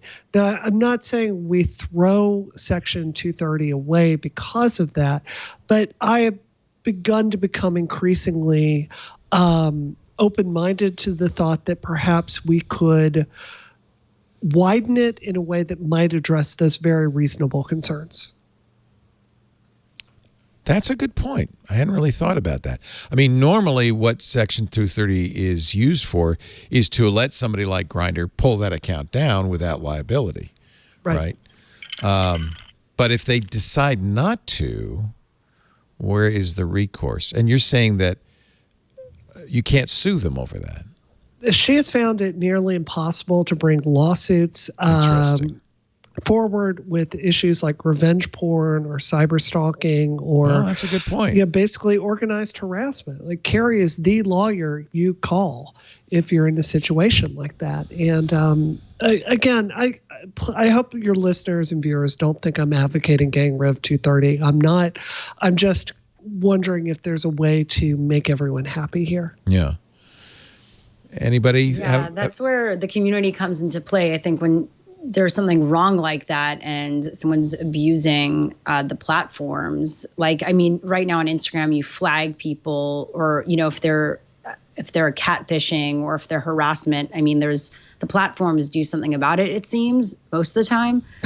But yeah, sometimes, I mean, I mean, I think that everyone has a different experience with that. And then it's also very biased. There's no like one way to do it because it depends how high profile you are, how much accessibility you have. Do you know an exec at that platform to help you do it, right? And then that person can then fight against it. So I do think there needs to be some rules and regulations around that, including on dating apps, where it could get dangerous. Yeah, I mean, that's a terrible. If they're using this, they're using this against people, then yeah, there's an issue there to definitely broaden it or create a new, it seems like, regulation around that for these platforms. Really good point. I had not thought about that. They're all very like smart and nuanced takes on 230, which is not the current public discourse around it. Like it's being used as something that Trump can literally say 230. How about that at campaign rallies? Right. A round of applause. Right. Although Joe Biden has also said in an interview with the New York Times, yeah, I think we should repeal 230. I think I think Jeff Jarvis told me on Wednesday that calmer heads have apparently talked him off that ledge. But maybe we do need to address it somehow. I thought it was kind of beautiful in its elegance, but it does have a consequence that I hadn't really considered. So thank you, Brianna, for sharing that. I mean, clearly we need protection of some kind, but too much protection allows bad behavior. There's got to be a way to open up Grindr to civil consequences in a situation like that, right? I just, because she can't, I mean, Carrie was unable to sue the person themselves because they had no money and they were just continuing to participate in this. And it's not a crime to start a profile. So it's really a situation. It's like a lot of online harassment things. It's just not adjudicated very well with jurisprudence. So this is a lot of why I ran for Congress. I thought we needed smarter policy. Yeah. Well, and you know, you're, I hate to say it, but you're an expert on online abuse. So I actually want to hear what you have to say about it because you've been the victim of it. Yeah. Although anybody online, especially a woman, but anybody online these days is subject to that. Yeah. And I don't know what the right answer is. I think you assume that the platforms will do a good job, and maybe the platforms would feel like, well, we can't do anything at all without 230. But I don't know that's an interesting one. Now we got to think about that. Too bad you didn't get into Congress, Brianna. I know. Damn it. Yeah, it's unfortunate to rely on the community to drag a platform down in order to protect individuals. The law should be able to do that. Yeah, there's got to be a better way. Okay, you've made me rethink this whole thing. Carrie's book is great. You should read it. What's the name of it? Nobody's Victim. Nobody's Victim. Is it about you? No, I think I may be in it. I don't know. Okay. Fighting psychos, stalkers, pervs, and trolls. Is that it? That's it right there. Right there. Carrie Goldberg. I will read it. Does she make some recommendations? Yeah, she has a very strong opinion. She has a hard opinion on 230. She agrees with repealing it. I'm not willing to go that far, but I think sometimes it's helpful to understand where someone is coming from. Well, I just added it to my Audible listens. I happen to have a credit lying around. So there you go. Interesting. Yeah, that's how fast I can buy a book. Look at that. No, I need to read this because I like to fight stalkers, pervs, trolls, and psychos too. We all need to. You're a superhero. That's what you do when you're not on air. What's your superpower? Oh, fighting stalkers, pervs, trolls. The usual. WeChat apparently will live to chat again. A U.S. judge, the judge who originally issued a preliminary injunction blocking the order from the Commerce Department that would have put WeChat out of business in the U.S. on September 20th, Judge Laurel Beeler made her injunction permanent, at least until there's a trial. The Justice Department asked her to reverse the decision. She's now rejected it. In her decision, she said the record does not support the conclusion that the government has narrowly tailored the prohibited transactions to protect its national security interests. The evidence supports the conclusion that the restrictions burden substantially more speech than is necessary to further the government's legitimate interests. In other words, she says, it's just too much to ban WeChat given your problems with it. WeChat is the Chinese chat client that's used primarily in China, but also used by China as expats in the United States to communicate with friends and family back home. But, for instance, Disney uses WeChat because WeChat's more than a chat platform. It's a commerce platform. Disney uses WeChat for payments for passes, concessions, and other purchases at Hong Kong and Shanghai Disneyland. Apple believes that if WeChat were to be blocked in the U.S., it would cause iPhone shipments to dip by as much as 30%, because without WeChat on an iPhone, no one's going to buy it in China. So I think that those briefs convinced the judge that the harm would be greater than the solution. Now, the DOJ says they are going to appeal it to the Ninth Circuit Court of Appeals. So it's not over, but WeChat will live for now. What's going on with TikTok? Anything? Is there any? It's so hard to follow this stuff. I haven't heard anything about TikTok lately. It's certainly still active, right? Yep. Not taken down yet. Not dead yet. Yeah, I was, my one experience of WeChat, this is such a funny story that, Frank is Chinese, so he has a lot of relatives that are natively from China. And I was buying a song on iTunes, and Frank's niece looks at me and she's like, "You're paying money for music? What? Why would you do that?" And she goes onto WeChat and just downloads it for free. Great. That second on there. It was such Don't tell them that. They'll ban it. I know. I think people that don't, I think a lot of Americans aren't aware of just how, I don't want to say monolithic, but it's more powerful than Facebook, I think, in China. Yeah. So, yeah. So what is Frank's point of view on this? He doesn't like technology at all. Okay, so he doesn't care. It's all my headache. He hates it. But he uses it. He does, and I fix it for him. So. And if it were to go away, have you ever asked him if it were to go away, what would he'd be happy? I think he was. He was comfortable with the 1980s level of technology. He says, I'll just phone him. I'll just call him. Yeah. I've got a telegraph. I don't need anything more. Yeah. You can call on WeChat though. Yeah, that's true. Oh, you can do any. I mean, honestly. Yeah, it's like a better version of WhatsApp, but also like a bank, like your wallet. Somebody in our chat room says, I have a WeChat account. I watched the new Mulan for free.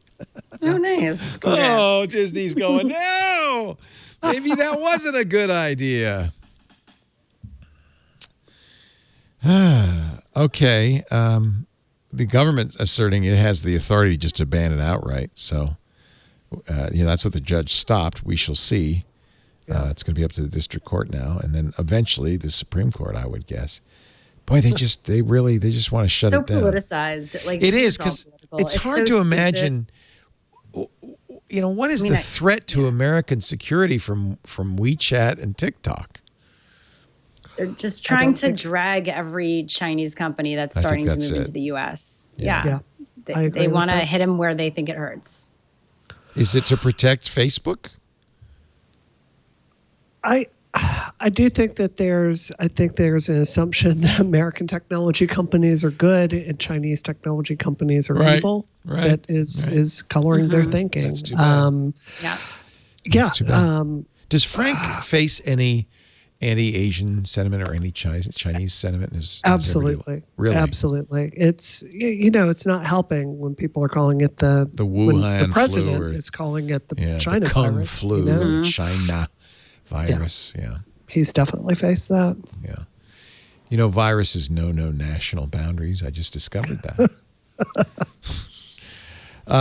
The RIAA is at it again. Well, I thought we had heard the last of them 10 years ago when they stopped suing people for stealing music.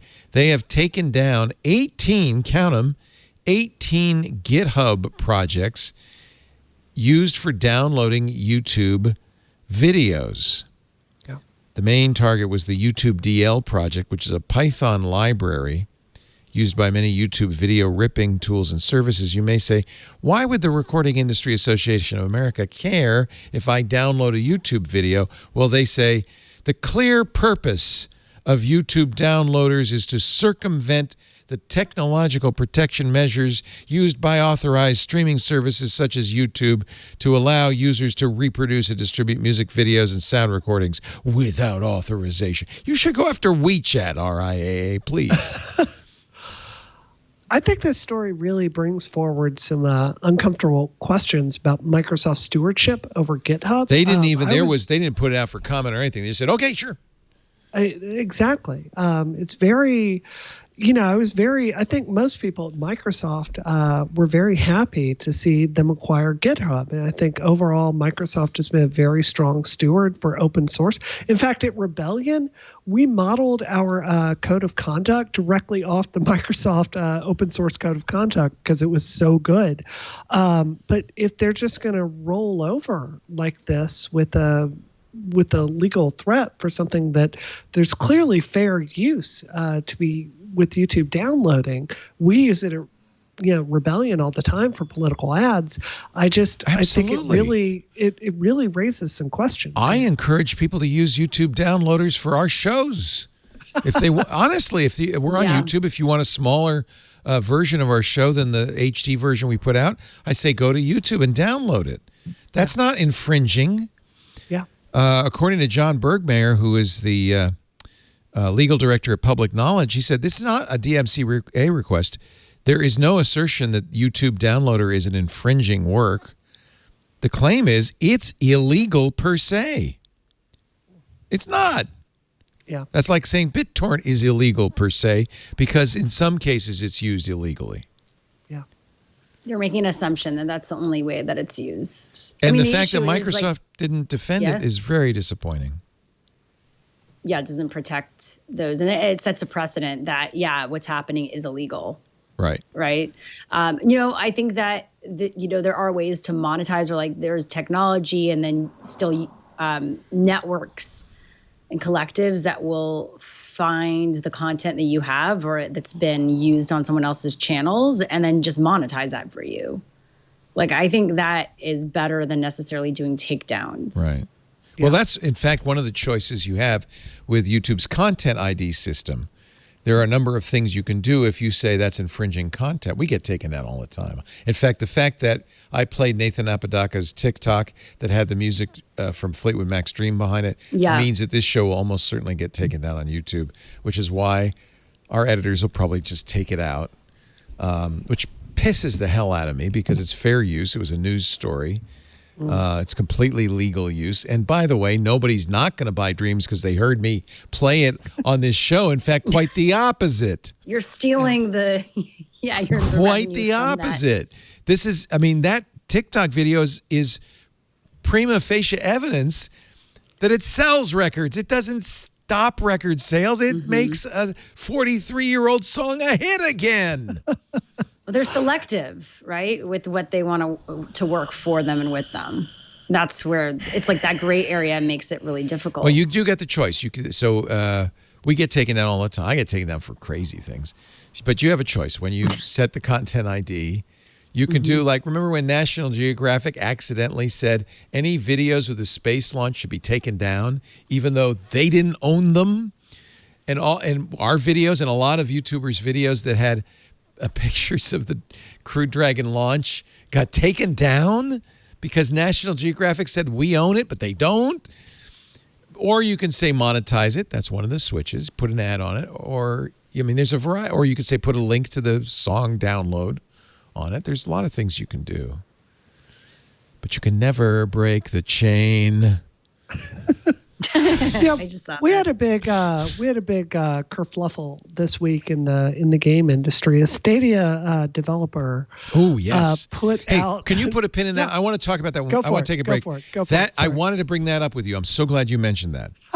Let's talk about it in just a second. But first, a quick word from our sponsor. If you're watching or listening to our shows, almost certainly it's brought to you by CacheFly. In fact, you may remember for years I said, bandwidth for the Twit podcast is brought to you by CacheFly at CacheFly.com. That's our CDN, our content delivery network. We've used it for years. It has been a lifesaver for us. They've been innovating content delivery since 1999. We've been using them at least 10 years. And one of the things we've been using, this was just something they let us do, but now you can do it too.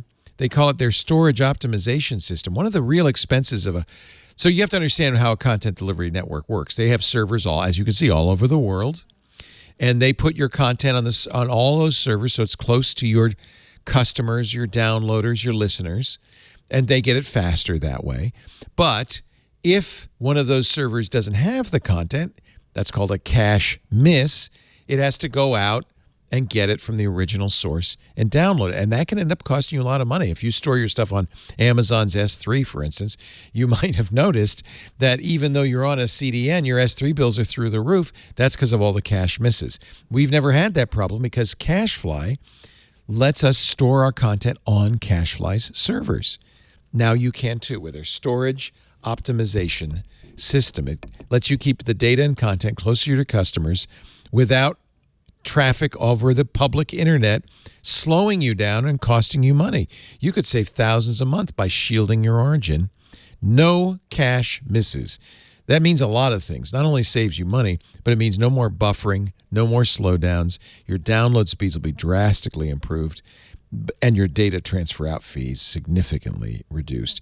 Because with CacheFly's SOS, you get a 100% cache hit ratio.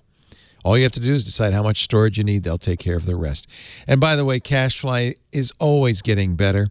They're rapidly expanding. They added just 6 new POPs points of presence. Those are the servers I was talking about in South America. They are now serving 10 times the amount of traffic in Latin America over last year. They've not only maintained but drastically improved their performance in the region while taking on a much higher traffic load. That's why I love CacheFly. Doesn't matter where your users are, Latin America, North America, the Caribbean, Europe, the Middle East, Asia Pacific. Your content is delivered locally to your listeners, your users, even in hard-to-reach regions. You can expect consistency and performance everywhere in the world. Reliable throughput and scalability. That's what makes CacheFly as much as 5 times faster than other CDNs. And of course, SOS is backed by CacheFly's 100% uptime SLA guarantee and its industry-leading global performance. So whether it's video streaming, podcasting, digital downloads, CacheFly can do it. By the way, they've partnered. They're a good company too. I really love these guys. They've partnered with World Central Kitchen. They've donated now over $50,000. Their goal to serve 300,000 warm meals to those who are struggling. They're good people, and it's a great company. And if you serve content over the internet, I want you to find out how CacheFly can help. They're giving away a complimentary detailed analysis of your current CDN bill and usage trends. You may be overpaying by as much as 20%, plus not getting the service you deserve. Go to twit.cachefly.com and find out. twit.cachefly.com. Thank you, CacheFly, for making this possible. We really appreciate it. twit.cashfly.com. Actually, I should add Roblox is another really interesting gaming phenomenon. We started talking about the show about Among Us and Animal Crossing. Roblox is, I mean, with the young people, it's kind of amazing. They have a technically not impressive game, but they get that content, and it's just one of those things where they caught an audience and churn out content, and they're making literally billions of dollars. Yeah. So tell us about the Stadia kerfuffle. Oh my God.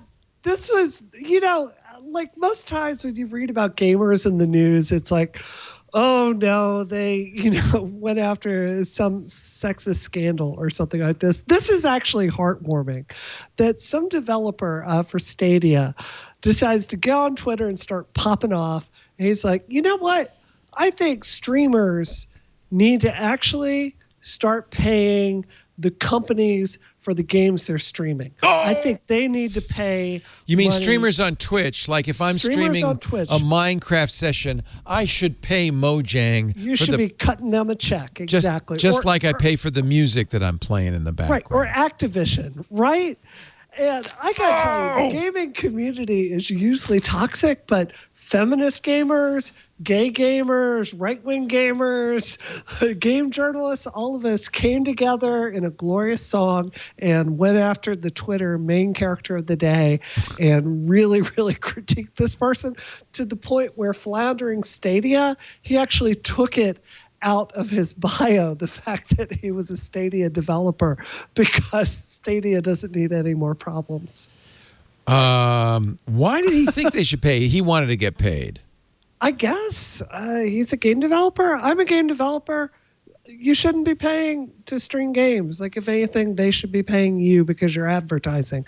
Among Us, the game that AOC played, when it came out in 2018, it was a complete failure. Nobody played it. And then a makeup YouTuber started streaming it to millions of people on a whim, and it exploded in popularity. They should pay her. Right. Well, it was a him, but or him. Yeah. I'm sorry. Absolutely. I assumed that a makeup streamer on Twitch is a gal, but it's okay. a brave new world, Leo. It's a whole new world. Leo, come on. I'm sorry. I apologize. It is. Actually, I do my own makeup. Not now, but on TV, I always did my own makeup. I'm very good with the contour brush. I don't knock that. There we go. Yep. No, it's. I mean, streamers are how games are advertised today. So it was just absolutely ridiculous. It was. We might as well say Alex Hutchinson of Bang Click of the Montreal studio. Oh, my hometown. Yeah, Montreal. I think that's okay. That's, you know what? This is where social media evened it out. He had an idea. He posted a tweet storm. I don't understand why people who want to get a freaking blog. Why are you making me read 25 tweets? Anyway. Too much work to have a blog. Is that it? Yes, pretty much, or too lazy. Writing is hard.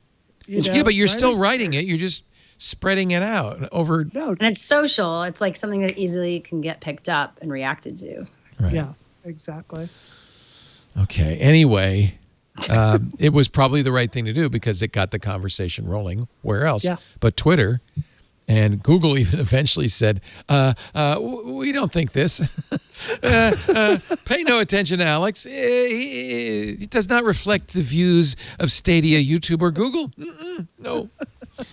I just think it's funny. You've got like maybe if you're being generous, a few thousand young people that figured out a way to pay their rent streaming games. And the conversation like, have you thought about $5 billion a year Activision? Have you thought if maybe you're stealing something from them? It's just a ridiculous statement. Well, you know where you're stealing it from. And I used to know these guys back in the day.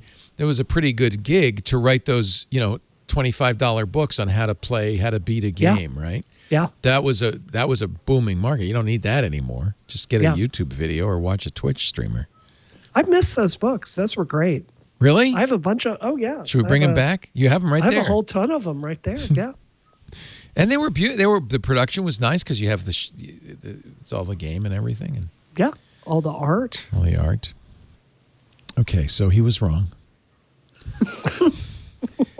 Which is it? What is it going to be? Xbox Sex or PlayStation 5? I got both. I don't have an opinion. Why should one? Why Wait, should the Xbox one? is called Six or Sex? Series X, but I abbreviate it to Sex? Sex because sex is better. I than... was like so confused. Sorry, I don't. Is it Xbox Sex or PlayStation Sex? Which is it? No, it's the Xbox Series X. Terrible name, by the way. Terrible name. In fact, we already know it's a terrible name because there's more than a few fathers, not me, but more than a few fathers who bought a Xbox One X thinking it was the Series X, and they're going to have some very disappointed children Christmas Day when they open it and said, "Dad, you bought me the old one?" Which is it, Heather? PlayStation 5 or Series X? You couldn't care less. I mean, if I had time to play any games, I would know, but I haven't played games in like 10 years. Are your kids really little? I mean, the oldest one is 6. He Yeah. can play one game on the Nintendo Switch, which is why I've never played a game on there. Yeah, he'll never give it up. pretty much Take it from me. Kid's 18 now. I still haven't seen the Switch. Like, when would I do it anyways? You wake up, you work, you cry a little, you go to bed. That's it. That's life. Life in the COVID era. If you like Breaking Bad, or Better Call Saul, I do. Gustavo Fring I is love the him. new villain in Far Cry 6, which is going to be one of the big releases for PlayStation and Xbox this generation. Okay. And I think it's going to be an amazing game. I'm really psyched for that. You're not all about the, what is it, Cyberpunk 2077? I'm gonna play that too, but Far Cry, that's my jam. That's my emotional. Far Cry's release. beautiful. Yeah. Oh, I love that game. I mean, I haven't played the most recent ones, but it's like you're on a tropical island and it's pretty, and just the graphics are gorgeous. You don't have to actually play a game; just wander around. It's an open space. I love it. Okay, I'm sorry. I got a little enthusiastic. Hey, good news. Edward Snowden's going to get to stay in Russia. He doesn't look too happy about it, actually. He looks kind of Pretend you're happy. Looks kind of bummed. Out to the U.S. He just got permanent residency in I want to say the Soviet Union. That just, but look how happy he is. Now I get to have potato soup every day. Just doesn't seem happy about it. Oh, I wish we could find a way to just pardon him and bring him home. Well, then you should cast your vote for President Trump. I'm not going to be doing that. You're not a single issue voter, huh? I am not. I don't know if he was serious. He said he was thinking about it. He was thinking about it. I think, you know what? If Obama did it, he's thinking about undoing it. That's really the real. Yeah. Yeah. I'm just looking at everything he did. He said it in August and nothing's happened. So, all right, that was my big bang story to wrap things up. Did I leave anything out? Oh, I did leave this out. There is a bot that orders $18,752 worth of Mac Sundays every half hour to see if they're broken. The McFlurry machines. What? And you go to McBroken, mcbroken.com.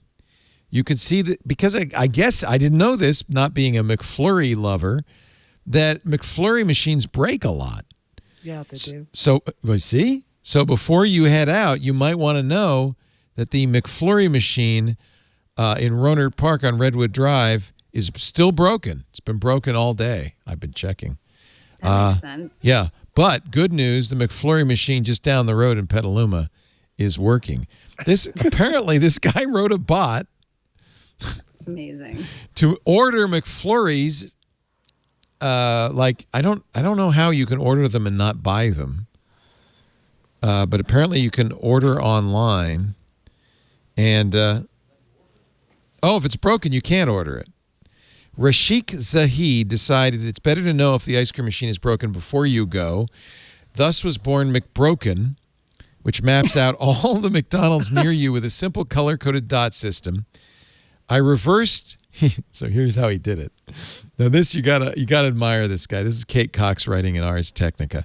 He says, I reverse engineered McDonald's internal ordering API. And I'm currently placing an order worth $18,752 every minute at every McDonald's in the U.S. to figure out which locations have a broken machine. Now, I don't know. I hope these McFlurry machines aren't spinning up to make unconsumed McFlurries all over the country. That seems like a McFlurry waste. He's actually from Germany. I'm hoping this means that McFlurry machines are connected to the internet, meaning that could potentially be Skynet. That could be where it all starts. He adds them to the cart every 30 minutes, but he doesn't, I guess, check out. And if it says, no, I can't add it to the cart, this is not apparently the first time a customer has tried to develop a technological workaround to McDonald's corporate failings. In 2017, Raina McLeod created an app to track if the McDonald's ice cream machines were working. I think McDonald's has more failings than that. You think it's just those two? It's just those two. Anyway, never. Just want you to know, you never have to suffer a wasted trip to Mickey D's ever again. Check McBroken.com to see if the ice cream machine in your neighborhood is broken. I don't know about you, but I'm loving it. That ends this show. Shira, you wonderful person, you plug away. Tell us everything you're. By the way, I see gee, is that the new Siri Mini behind you? No, this is essential oils. Oh, yeah. That looks a lot like an essential oils machine, actually. Yeah. Young Living. Anyway, yes, you can listen to me weekdays on Channel Q. We stream live on the radio.com app and on the radio, but to make it easier, just go to the radio.com app, search Channel Q or wearechannelq.com. My show is called Let's Go There, 4 to 7 p.m. Pacific, 7 to 10 p.m. Do you actually go there every single show? No, we were recording right now during COVID just from our home, but typically we do go to this same station. Like we're on the same floor as a lot of big LA. So when you say let's go there, you mean just let's go to the station and do the show, not. My show's called Let's Go There. Yeah, but I'm saying, is that what you mean? Let's just go to the show? It's your afternoon drive show. Get it? Oh, let's go there. Let's go I there. thought it meant you would have and we go there on topics, heavy topics, current events, heavy and news discussions, and pop culture. Yeah, about things nobody wants to talk about. What you are going to go there. Of course, exactly. And then Peace Inside Live. Want to get some mindfulness meditation movement? Need some community? Are you feeling lonely? Do you want some inner peace and inner happiness? Go to peaceinside.live. We have donation-based Zoom classes daily with really cool facilitators. You might learn something. It's cool. It's meditation. It's yoga. It's Tibetan bells. It's all. It's all that stuff. Breath work, Yep. Yeah, you can go to our classes to see our classes. Nice. Anyway. Sure, it's wonderful to see you. Appreciate it. Your Instagram is keeping me centered and on track. Oh, wow. Yeah, I look at it and I go, yeah, I feel good. I'm okay. Good. If that's what I'm doing. That's what you're doing. You're Instagram, making then you're good. Yeah, I'm happy. Yeah, you're good. No, that's awesome. Thank you. Thank you so much, Heather, for being here. I hope it wasn't too awful. No, it was good. I'm glad to be here. Yeah, you don't have to say that. It's okay. Heather Kelly covers tech for the Washington Post. We appreciate it. And I'm glad the kids are, I think they're safe. Johnny, you still have them in the kitchen? Okay. Sure, they're fine. Yeah, we gave them chips. Feed them. Yeah. Put them to bed. It'll be great. How many kids is there? Like 8. Yeah. Oh, 9, 2. 9, 2, 100. Anyway, thank you, Heather. It's really nice to meet you. Thank you for being here. Do you want to plug anything? I should offer you that chance. I mean, I love that these ladies have so much going on because I don't. I just do one thing. Oh, you do? You just have like a really good full-time job, so. Yeah, that's the problem. Yeah, no, I do the full-time job and then I stop and then I do it again. And that's awesome. I have no hobbies, no side projects, no hopes, no dreams, just. You got 2 kids, believe me. I love it. Everything else. That is. You have a family. I'm single and I'm childless, so. Yeah. Then you have time. That's who has time. Yeah. If you got kids, you don't got time. You got kids. Do they like McFlurrys? Because I know where you can get one. They don't know they exist yet. That's good. Don't let them know that. That's bad. Away.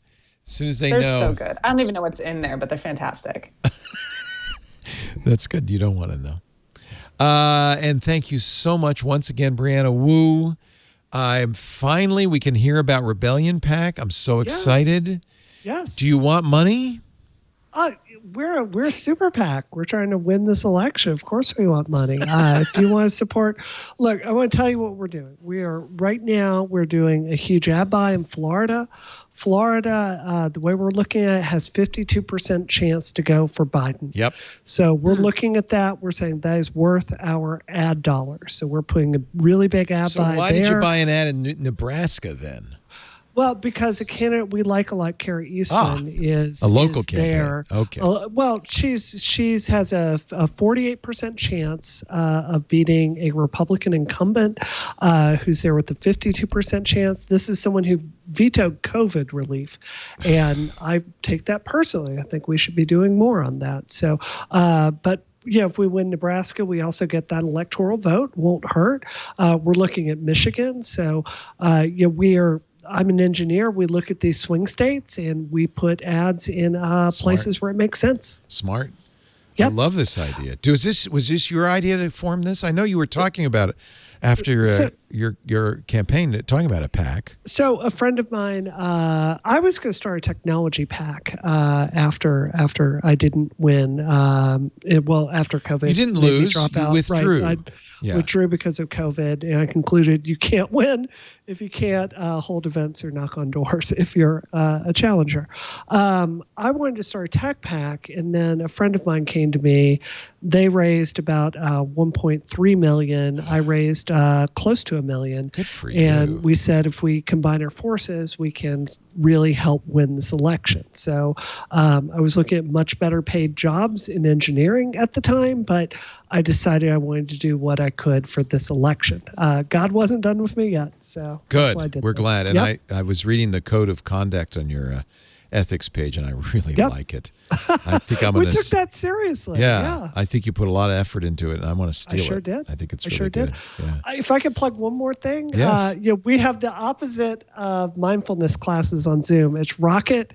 It's Relay FM's worst show. What? Is that your tagline? We're the best worst show on Relay.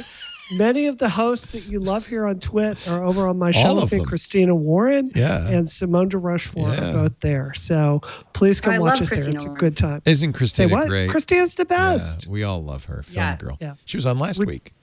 Ridiculous talent. Yeah. And Simone was on a couple of weeks before that. Yeah. Rocket. You're cannibalizing the whole Rocket team. No, we're not. We're sharing. It's sharing. It's not cannibalizing unless it's a McFlurry. Relay.fm/ No, there's no, I don't want to. McDonald's will sue me. There's no people in McFlurry as far as we know. Relay.fm/rocket. Accelerated geek conversation. And it really is good. Thank you, everybody, for being here for This Week in Tech. We do this show every week, hence the name, of a Sunday afternoon, evening, about 2:30 Pacific, 5:30 Eastern, 21:30 UTC. Actually, next week, it will be at 20:30 UTC because we're going to spring back forward. And so whatever that is, we're going to do it, and we will be at 20:30 UTC. So just a little word of warning. But it'll still be, weirdly enough, 2:30 Pacific, 5:30 Eastern. And if you want to watch it live, there are live streams of audio and video available, a variety of them at twit.tv/live. People watch live often like to chat live in our chat room. It's an IRC chat room, old school, very. irc.twit.tv. You also can get on-demand versions of everything we do at our website, twit.tv, this show included. Yeah, there's also a YouTube channel devoted to This Week in Tech. And actually, the best thing to do probably would be get a podcast app that you like and subscribe to us. We're everywhere you want us to be. And if you subscribe, then you can download it automatically the minute it's available. You don't have to worry about it. Thank you, everybody, for being here. Thanks to our wonderful panel. We'll see you next time. Another Twit. This is amazing. the twit.